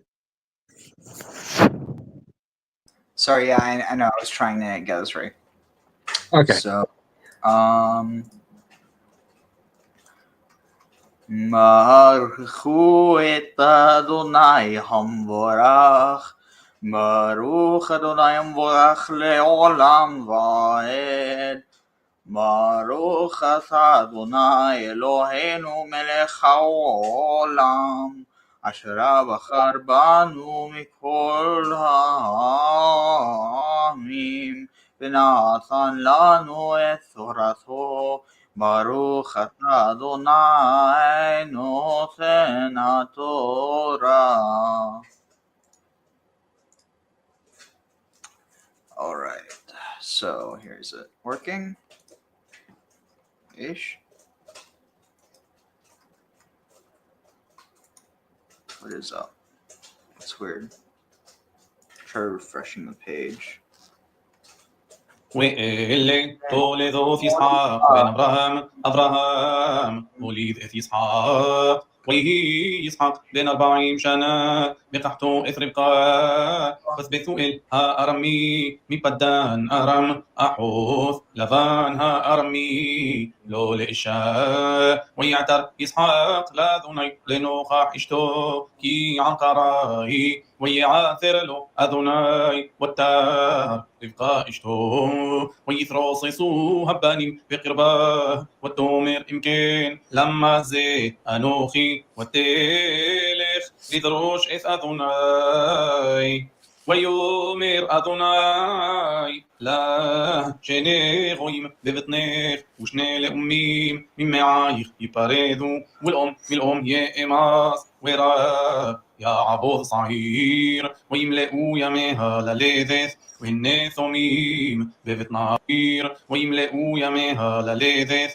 وهن ثميم ببطنها ويصيها ريش أذموني كله كالدرف سعر ويقرئوا شمو عيساو وأحرخين يصاحي ويذوق حزت بعقب عيساو ويقرا شمو يعقوب وإسحاق بن ششيم شناو ويقرا شمو يعقوب وإسحاق بن ششيم شناو بلذث أثام ويغدلوا النعريم وهي عيساو إيش يضيع صايد إيش سذي ويعقوب إيش تام يوشف وهليم ويأهاب إسحاق إذ عيساو يصايد بفيو وربقى وهبث إذ يعقوب ويزيد يعقوب نزيد ويبو عيساو من السذي وهو عيف ويومر عيساو يعقوب العطينين منها أذم هزي يعيف أنوخي عالكين قارشمو إذوم ويومر يعقوب بخراخ يوم إذ بخراثخا لي ويومر عيساو إني أنوخي هوليخ لموث ولما زيلي بخرا ويومر يعقوب الشافع لي كيوم ويشفع له ويمكر إذ بخورثو ليعقوب ويعقوب مثلا لعيساو لحم ونزيد عذاشين ويوخل ويشت ويقوم ويلخ ويبز عيساو يذهب بخورا ويرعب فارس باللفت أرعى فارشون أشير هيا بمي أبراهام ويلخ إسحاق الأبي ملخ فلسطين جرارا ويرا إلو. See, this is what I was talking about. You have the reference to the Philistines even before they were there. The king of the Philistines. Yeah, I got you. أذناي ويومر أن تريد مصرايما شيخون باريس أشير ومار. Wait, I appeared to him and said, "Do not descend to Egypt. Dwell in the land that I shall tell you. Sojourn in the land. In this land I will be with you."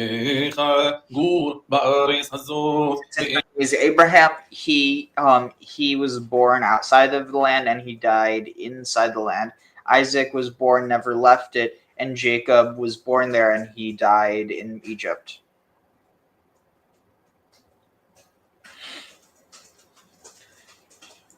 اهي عمך وأبارخك إليك والزرعك اتن اذكلها أرصوث إل وهقيموثي إثشبوع أشير نشبا. Interesting. Ha'artzot ha'el. It should be ha'ela. Anyway, this let me see if I can find this real quick because this is interesting. Texts. Tanakh, Genesis. Wait, no, it's here. Toldot. All right, let's see.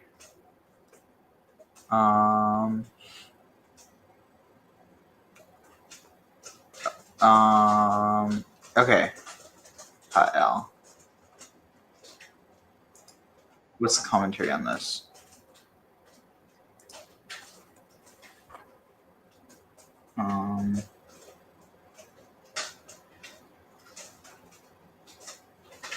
Let's see. I'll keep my okay, let's see. These anything on these lands.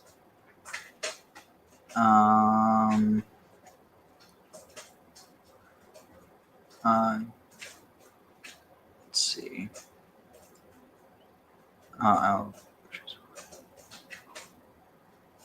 Let's see. Ha'el is the same as ha'ela, these.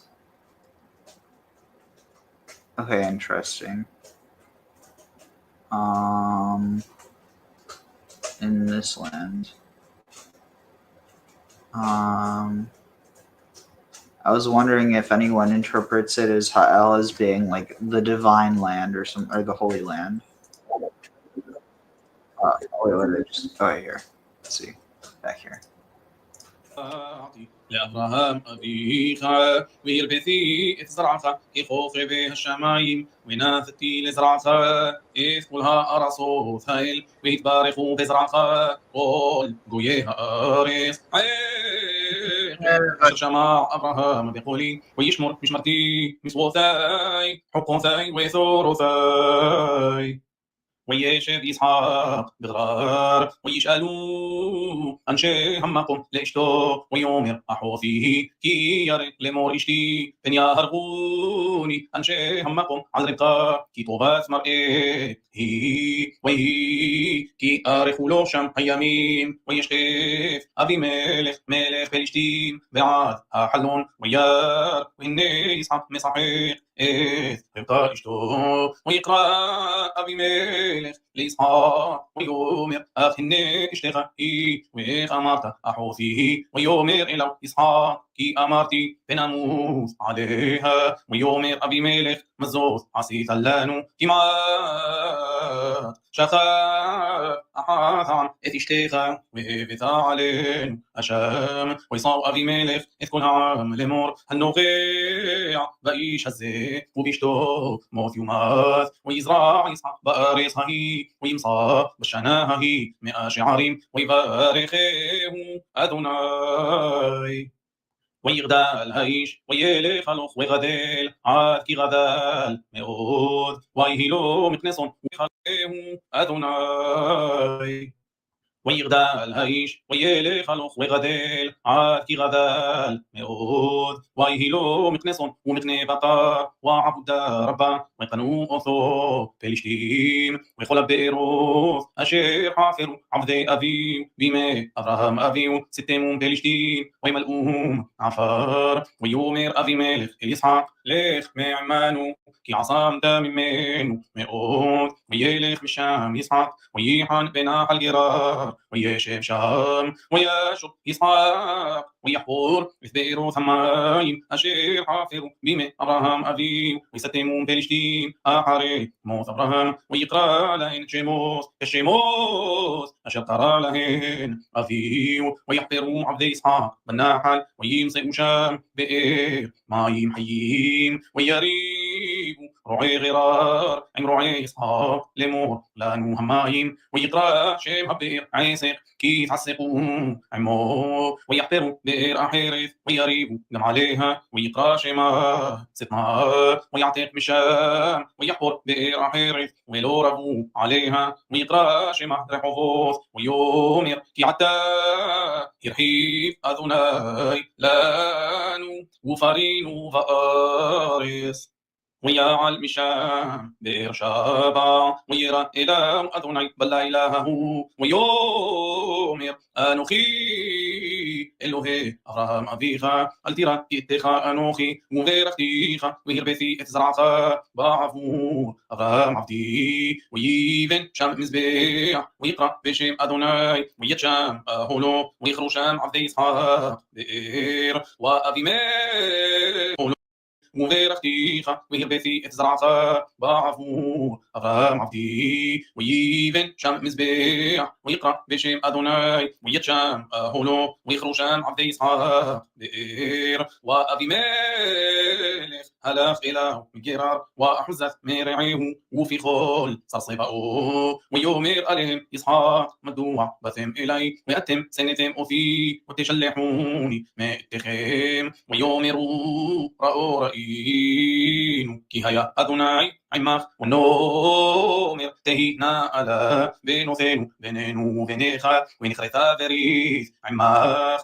إمتى عسي عمانو رعا كاشر لوني غعنوخا وخاشر عسينو عمخا مكتوب ونشليحخا بشلم أتا بروخ أذناي ويا عسلهم وخاشر عسينو عمخا مكتوب ونشليحخا بشلم أتا بروخ أذناي ويعس لهم مشتاق ويأكلوا ويشتوا ويشكيموا ببوكر ويشافعوا يشلحوا ويشلحهم إسحاق ويلخوا مائتو بشلوم ويهي بيوم هو ويبوء عبدي إسحاق ويجيدوا له على الأضاث بئر أشير عفاروا ويومروا له مصانوا مايم ويقرأوا ثا شبعا على الكين شمعي بئر شبع عاد يوم هزي ويهي عيسى بن 40 سنة ويقع إشا إث يهودي بث بئري ها حتي وإث باسمات بث إلون ها حتي ودينا مورث روح لإسحاق والربطة وإيه كيزا كان إسحاق واتخينا عنا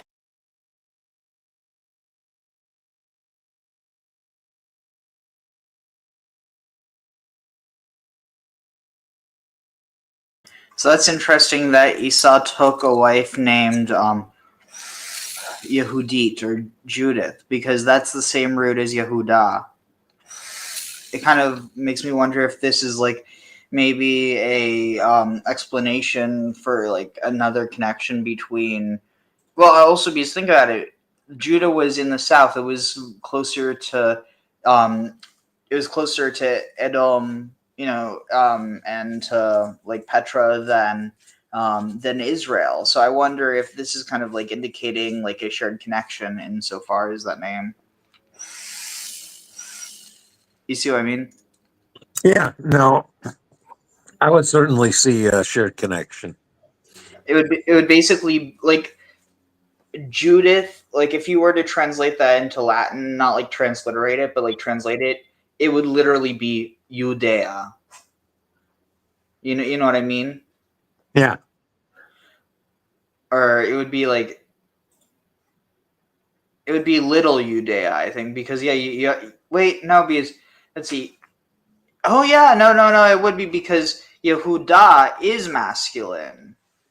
I'm not sure, but the point is Yehudit is just the feminine form of Yehudah. But yeah, it would be Judea.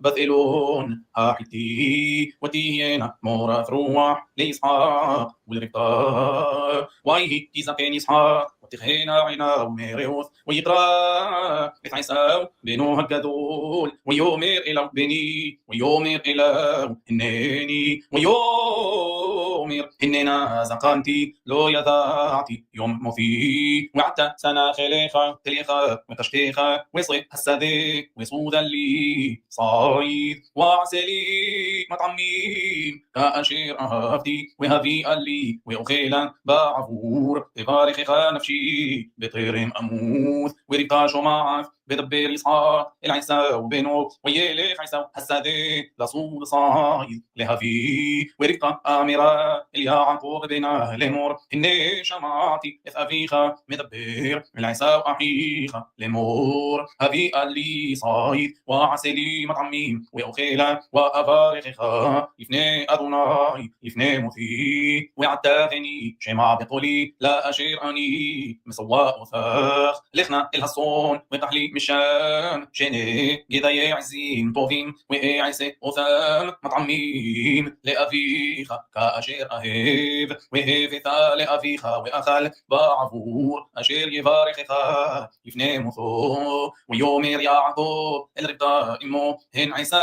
أحي إيش سعير وأنخي إيش حلاق ولا يمشيني أبي وهيثي في عيناو كنفعتيع وهيثي علي قيل لا ولو فرخ فيخا وأخل بعفور أشير يبارخها يفني مثو ويومير يعقوب الربطة إمو هن عيسى أحي إيش سعير وأنخي إيش حلاق ولا يمشيني أبي وهيثي في عيناو كنفعتيع وهيثي علي قيل لا ولو وأنخي.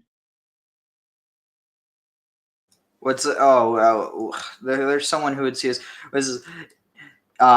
Esau, my brother is a man who is hairy, and I am a man who is smooth-skinned. Perhaps my father will touch me, and I shall be in his eyes as a scoffer. Yeah, I was this. Yamush, Masha. I forget what it. Anyway, the point is, there's someone who would read this a different way. You know what I mean? Yeah, no, I know what you mean.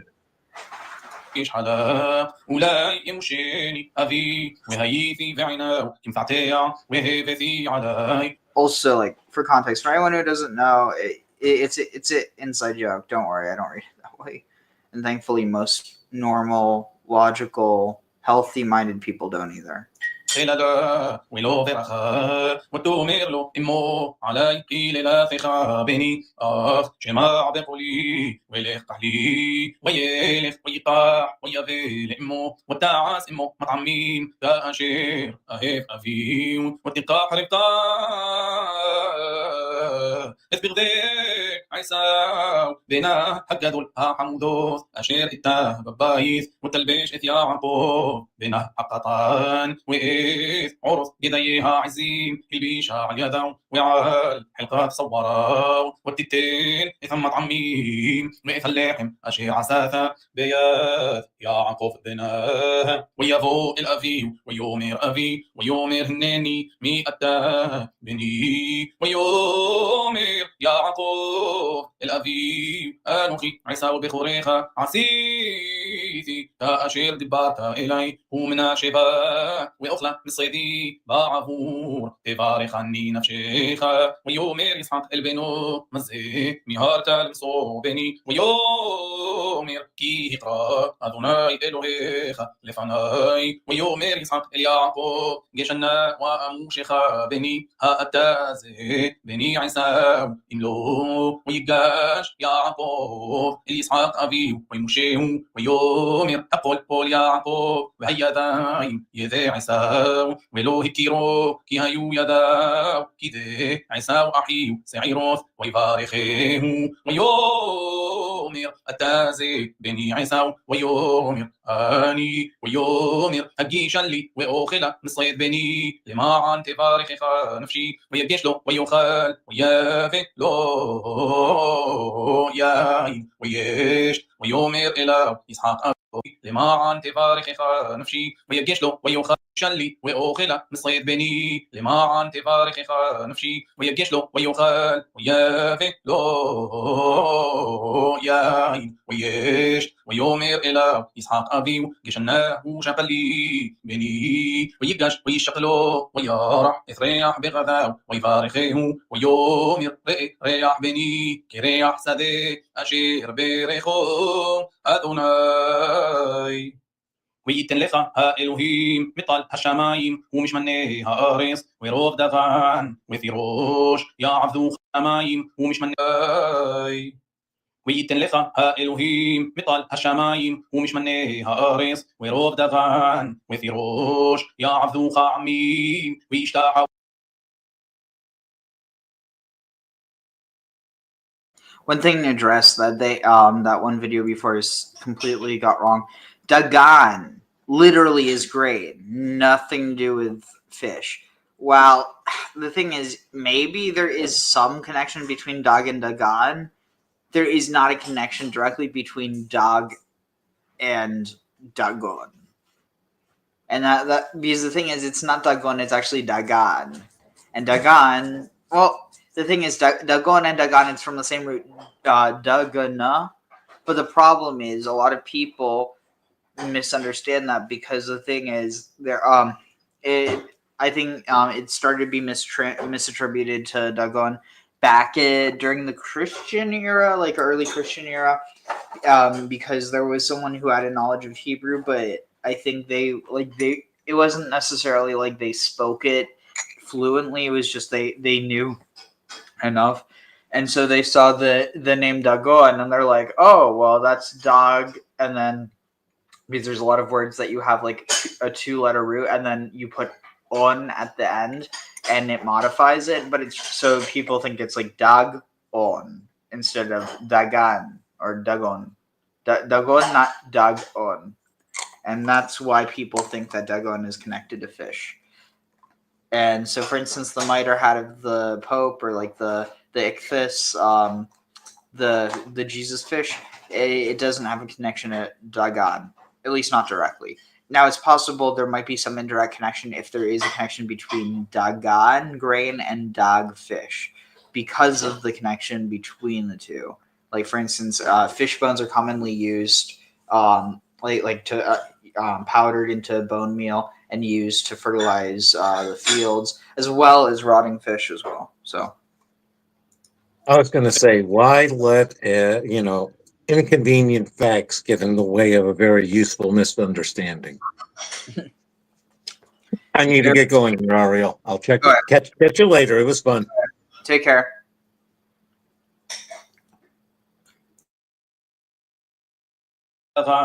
وثيروش يعبدوك عمين ويشتاحوا لك لأمين هويغ يعبدوك عمين ويشتاحوا لك لأمين هويغ لأحيخ ويشتاحوا لك بنعميخ أوريخ أرور ومبارخيخ باروخ. Wait, that doesn't make sense. Is this talking about? Let's see. Let's see. And to you, so this, it says, kingdoms, wait, you will be a lord to kingdoms, wait, and your brother, and to, wait, let's see, no, something will bud, let's see, let's see, peoples will serve you and bow down to you. Kingdom, and kingdoms will bow down to you. You will be a lord to your brothers. What brothers?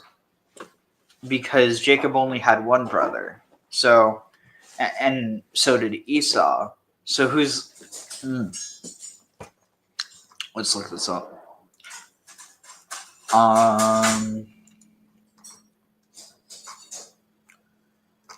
Let's see.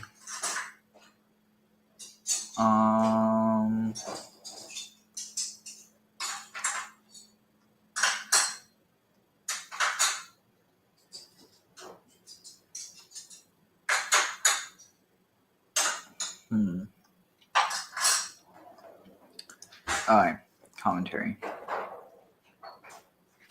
What's it say?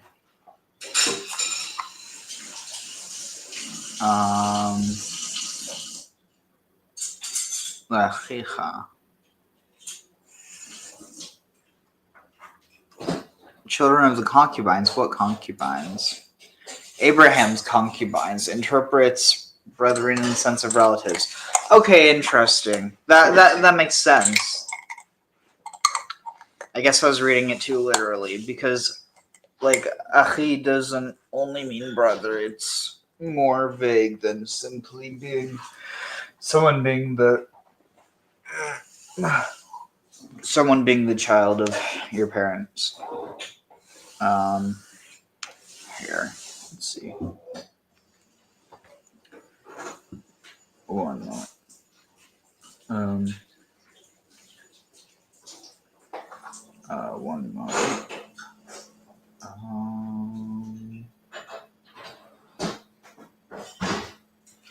All right. Where is it? Here. ويشتاحوا لك لأمي وغير لأحيخ ويشتاحوا لك بنعميخ أوريخ أرور ومبارخيخ باروخ ويهي كأشر كلا يسحاق لطريخ يعقوب ويهي أخ يصو يصا يعقوب مئث بني يسحاق أبيو وعيسو أحيو با مصيدو ويا عاسكم مطعميم ويذي لأبيو ويومر لأبيو يقوم أبي ويقل مصيد بنو بعفور تبارخني نفشيخ ويومر له يسحاق أبي مئتا ويومر أني بالخا بخورخ عيساو ويحرد يسحاق حردا جذو لا عزمه ويومر مئفو هو الصاد صايد ويا بئلي وأخال مكو عيساو ويحرد يسحاق حردا جذو لا عزمه ويومر مئفو هو الصاد صايد ويا بئلي وأخال مكول بطير تبو وأبارخه جنبروخ إيه يشمو عيساو الدبري أبي ويسحاق ساعتا جذو لا ومرا عزمه ويومر لأبي بارخيني غمآني أبي ويوم. So, and this is interesting because it says, let's see. So Isaac was seized with a great trembling. I wonder if it comments on the fact that it uses the same term for Esau.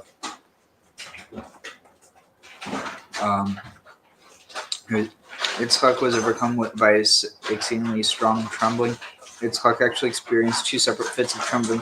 The first had been when he lay bound on the altar of Moriah, expecting to have his throat slit. The second time occurred here. He asked himself of what sin had he been guilty, so that he had blessed the younger son before he had blessed the older son. He had caused Esau to groan, complaining, "If I had no blessing left for him." Our author quotes a line in our version of Rashi that did not appear in some later editions, such as the one relied on by Luzzatto. And then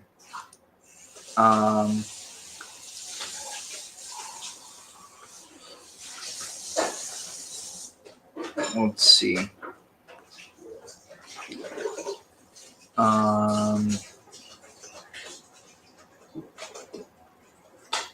Let's see.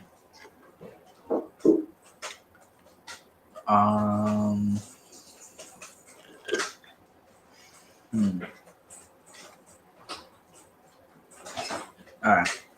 No, I can't find what I was looking for in the commentary. بأحيخ بمرمى عيقا بخسيخ ويومر أخي خلاجمو يعقوب ويعتبني زيف عمايم إذ بخورتي لطاح وإني عتا لطاح بالخثي ويومر هل أصلت لي برخاء ويا عن إسحاق ويومر لعيساو هنجبي أبير سمتي ولف ويثقل إحاو نثاتي لو لا عبذي وذغان وثيروش سمختي والخائفو ما إعيسي بني ويوم عيسى الأبي برخة أحاثي لخ أبي بارخيني غمآني أبي ويسا عيسى قولو ويبك ويعن إسحاق أبي ويومر إلو إني مش منيها أرث يمو شبيخة ومطال هالشمال لخيم وذغان وثيروش سمختي ولف ويثقل إحاو نثاتي لو لا عبذي وذغان وثيروش سمختي والخائفو ما إعيسي بني ويوم عيسى الأبي برخة أحد بني ويوم عيسى الأبي برخة أحد لخ أبي بارخيني غمآني أبي ويسا عيسى قولو ويبك ويعن إسحاقاني أبي ويسا عيسى قولو ويبك ويعن إسحاق أبي ويومر إلو إني مش منيها أرث يمو شبيخة ومطال هالشمايم معال وعلى حربيخة في حيه وإذ أحيخة تعفوت وهيا كأشير تريد وفارق تعملو معال صواريخة ويسطون عيسى إذ يعقوب على هبرخة أشير بيرخو أبي ويومر عيسى بلبو يقربوا يميتي في الأبي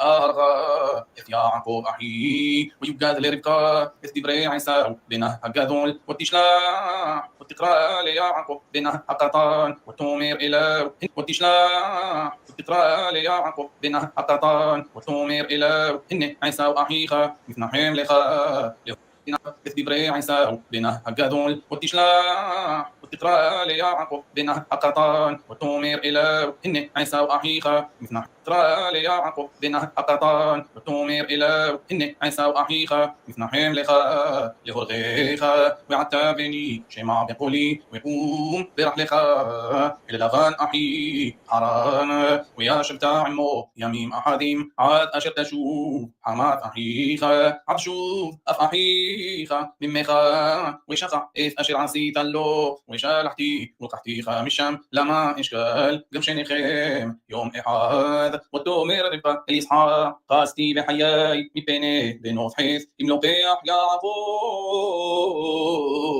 إشا مبينوث حيث كإلك مبينوث أريس لما لي حييم ويقرأ إسحاق اليعقوب ويبارك خوثو ويصوم ويومر له لثقاح إشا مبينوث كناري خوث لما لي حييم ويقرأ إسحاق لك مبينوث أريس لما لي حييم ويقرأ إسحاق اليعقوب ويبارك خوثو ويصوم ويومر له لثقاح إشا مبينوث كناعان وملخ بدينا أرام بفافثوئيل أبي إميخا وتحلخا مشام إشا حيو إشا مبينوث حيث كإلك مبينوث أريس لما لي حييم ويقرأ إسحاق اليعقوب ويبارك خوثو ويصوم ويومر له لثقاح إشا مبينوث كناعان وملخ بدينا أرام بفافثوئيل أبي إميخا وتحلخا مشام إشا مبينوث لبان أحي إميخا كناعان ولخ بدينا أرام بفافثوئيل أبي إميخا متحلخا مشام إشا مبينوث لفان أحي إميخا وإيل شدي يبارك أوثيخا ويفرخا ويربيخا وهيثا يقهال عميم ويتنلخا إذ بركات أبراهام لخا وزرعخا التاخ لرشتيخا إذ إيريس مغوريخا عشر ناثان إلهيم لأبراهام ويشلح إسحاق إذ يعقوب ويلخ بدينا أرم إلى لفان بن بثويل أرمي أحي ربقا إم يعقوب وعيساو ويار عيساو تبراخ إسحاق إذ يعقوب ويشلح أوثو بدينا أرم لقاحت له مشام إشا ببارخ أوثو ويصاو على لمور لثقاح إشا مبينوث كناعان ويشمع يعقوب الأذي والإمو ويه مبين ببارخ أوثو ويصاو على لمور لثقاح إشا مبينوث كناعان ويشلاح أوثو بدينا أرام لقاحت له مشام إشا ببارخ أوثو ويصاو على لمور لثقاح إشا مبينوث كناعان ويشمع يعقوب الأبي والأم ويالخ بدينا أرى يعقوب ويجلا موثو بدينا أرى لقى לקחת לו משם בברכו אותו ויצב עליו לאמור לא תיקח אישה מבנות כנען וישמע יעקב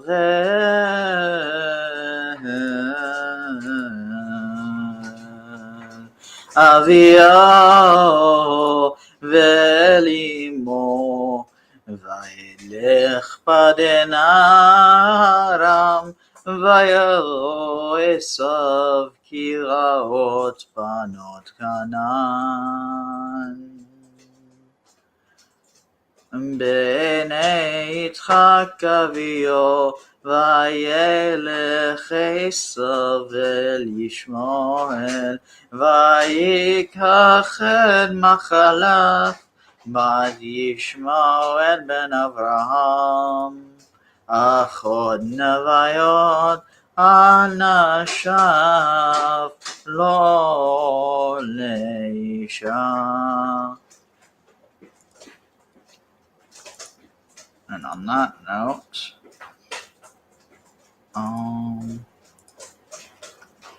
ברוך אתה אדוני אלוהינו מלך העולם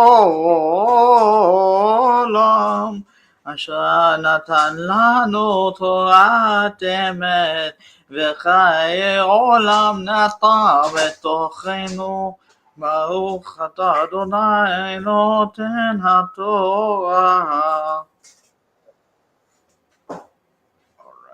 I'm trying to think, is there anything else?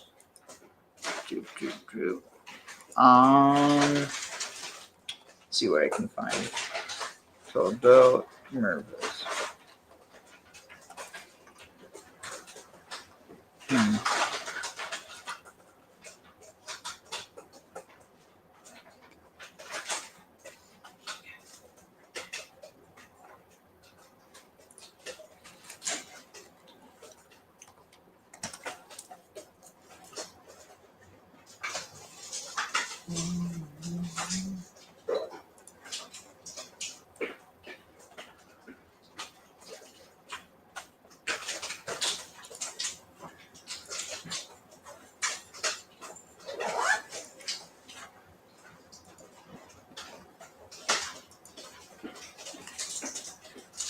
Are good deeds valid even when we don't intend to perform them? In Parshat Toldot, Yitzchak declares, Hakol kol Yaakov v'hayadayim yedei Esau. The voice is the voice of Jacob, but the hands are the hands of Esau. Yitzchak was troubled because he was wondering who this person was who was standing in front of him at a time when his younger son Yaakov was actually deceiving him. But notice the way in which letters make a huge difference. Hakol kol, it's the same word, repeated once after the other, but the spelling is different. It's a malay v'chaser because sometimes a word includes a vav and sometimes it doesn't. Hakol, the voice, is kuf lamed without a vav, and then kol coming afterwards is kuf vav lamed with a vav. What lesson emerges from this? The Vilna Gaon teaches that actually if you read these terms literally, it becomes hakal kol, which means sound is weak. How can we understand this? The Rambam in Laws Relating to Pesach answers a fascinating question. What happens if you have somebody who doesn't like matzah, doesn't want to eat the matzah, but those around this person insist that they have to eat it? And so they eat it. They digest it. They have had no intention whatsoever of performing the mitzvah. Does it count or not? And the Rambam says, yes, they have performed the mitzvah. However, elsewhere, in laws relating to the shofar on Rosh Hashanah, the following question is asked.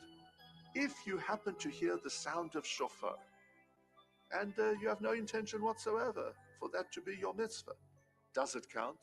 During the coronavirus, when we were all under lockdown, I blew the shofar at home for myself and my wife, and then we went for a walk. And it was so beautiful to hear the sound of shofar from so many homes in our area, because people couldn't go to shul. Now, what would have happened had somebody walked past a house, heard the shofar, and then arrive home and think, hey, I've performed a mitzvah, but they didn't have the intention at the time. The Rambam answers that question by saying, you're not Yetzer.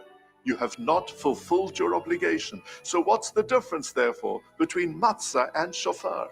The Maggid Mishnah answers and tells us, when it comes to a mitzvah performed physically, it is a mitzvah. But when it comes to sound, it is not. And the reason is that physically, that person digested the matzah. You can't argue against that. But when it comes to sound, it's only valid if you concentrate, if you appreciate the meaning of it, and if it therefore uplifts you. The Vilna Gaon's interpretation now makes so much sense and imparts to us a very relevant lesson for our times. It's not good enough to just perform mitzvot mechanically in an active and physical way. We also need to listen. And when we hear about our faith and strive to internalize its values, it needs concentration, it needs appreciation. Gone are the days where belief was just passed down automatically from one generation to the next. Unless we are convinced about what it is we're believing in, there is a danger it could be dropped. Let us therefore strengthen the resonance of our tradition to enrich our lives, to guarantee the continuity of our faith. Shabbat Shalom.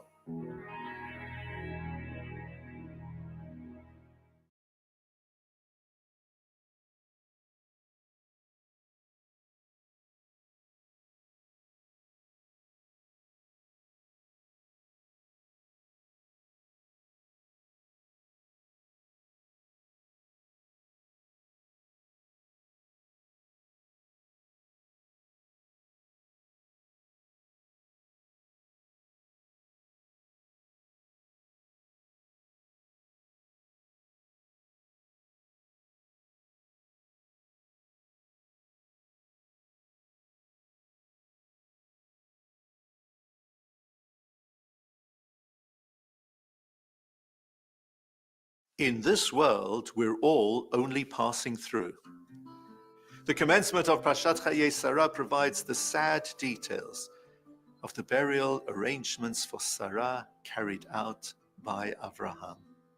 Presenting himself before the Bnei Chet, the children of Chet, the inhabitants of Canaan, Abraham introduced himself by saying, Ger v'toshav anochi imachem. I'm a stranger and a resident in your midst. Isn't this sad? But it is the reality. Hasn't it taken place again and again through history that Jewish people, having moved to a particular place, even though they might have lived there for a long, long time, they're still considered to be the ger, the outsider.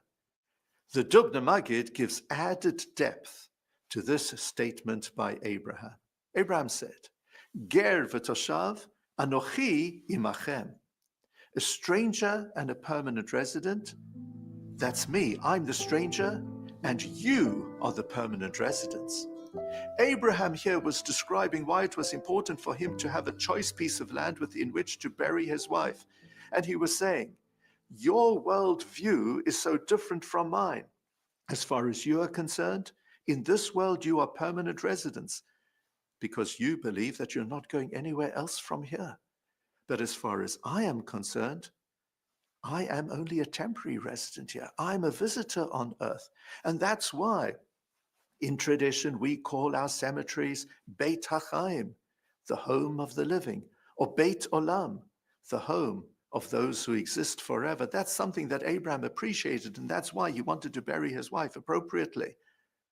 There's a story about a man who traveled through many countries in Europe in order to reach Radin, a town which is in Belarus of today, where the Chofetz Chaim used to live. And he had the privilege of being able to meet the Chofetz Chaim and discuss some issues with him. But when he was brought into the Chofetz Chaim's home, he noticed how modest the house was. And the Chofetz Chaim found it difficult to find a chair for the man to sit on. And this visitor said to the Chofetz Chaim, you haven't got a lot of furniture here. Why not? So the Chofetz Chaim said to this traveler, tell me, traveling through Europe to see me, did you bring your lounge furniture with you? No, said the man, I'm only passing through. Me too, said the Chofetz Chaim. I'm also only passing through. This was the message that Abraham was giving to the Canaanites. And this message brings us a lot of reassurance. We should never fear what is going to happen to us once our physical lives on earth end. And that's because we're only passing through. As we are taught in Pirkei Avot, this world is the passageway which leads towards the great banqueting hall which is waiting for us. But in the meantime, let's perform as many mitzvot as possible. Let's build up the credit through the merit of our deeds in order to guarantee that in the course of time we're not rushing, but when it comes to it, we will benefit from God's full blessing in the true and everlasting world. Shabbat Shalom.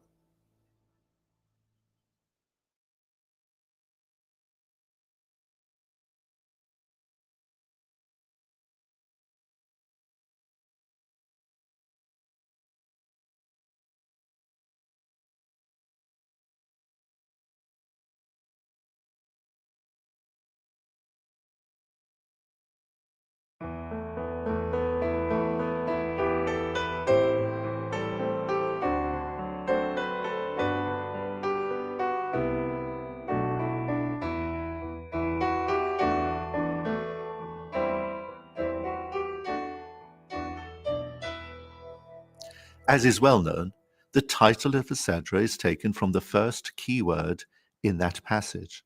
Sometimes it's the very first word, and occasionally it can be even up to the 14th word, as we find in the Sedra of Kedoshim. This week's Parsha commences with the words, Ve'ele Toldot Yitzchak ben Avraham, and these are the generations of Yitzchak, son of Avraham. Toldot, therefore, generations, is a beautiful and apt title for our Sidra. However, there's an earlier portion in the Torah, the second of them all, which starts, Eile Toldot Noach. These are the generations of Noach, and there the Sedra is not called Toldot, it's called Noach. So surely, therefore, Noach should be called Toldot, and Toldot should be called Yitzchak. I would like to suggest as follows. Noach was a man who was primarily interested in himself alone. Therefore, when Hashem declared to him that the whole world was going to be destroyed except for him and his family, and Toldot should be called Yitzchak, I would like to suggest Eile Toldot Noach. These are the generations of Noach, and there the Sedra is not called Toldot, it's called Noach. So surely, therefore, Noach should be called Toldot, and Toldot should be called Yitzchak. I would like to suggest as follows. Noach was a man who was primarily interested in himself alone. Therefore, when Hashem declared to him that the whole world was going to be destroyed except for him and his family, he didn't have the response that Avram Avinu would later have, when Hashem would tell him that Sodom and Amorah would be destroyed, and Avram challenged Hashem over that decision. Noach instead was okay with it. It was fine because he would remain alive.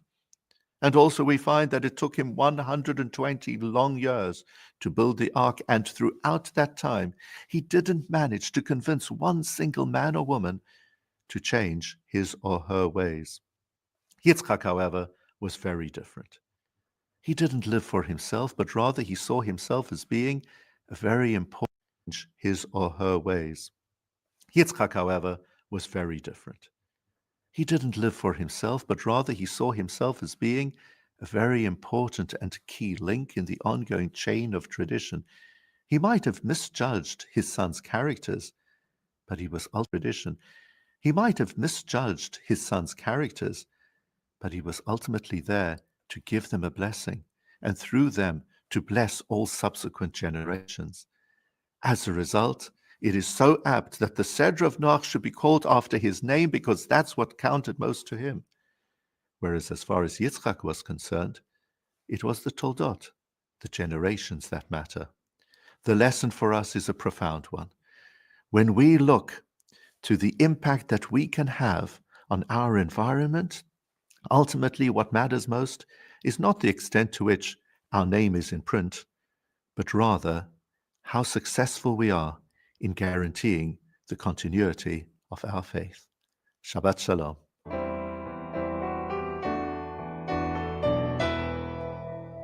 And on that note, I think that's where we'll end off. Until tomorrow, because I'm just trying to knock as many of these out of the way as I can before I end up canceling StreamYard. Seriously, if they went back to $10 a month, I'd stick with it, but they increased how much I'm having to pay by 4 times, and that's ridiculous. I'm not making any money off of my YouTube channel, and frankly, I don't care if I do or not. I just want to do this, but the thing is that I'll find another program. I could always figure out OBS again, but the point is that I'm doing this as a passion project, and so I don't have that type of money for that. So on that note, oh yeah, take care. And yeah, dude, the stuff you said before, just don't. My channel is not the place for that. Really nowhere is, but like, I can't stop you from saying what you will. Point is just like, you know, the world doesn't need more negative energy. Anyway, on that note, I will see you all next time. Want to tell the Rebbe the words of the new song that we're singing with Mashiach, right? So I'm just going to read them. Am Yisrael, have no fear. Mashiach will be here this year. We want Mashiach now. We don't want to wait. Okay?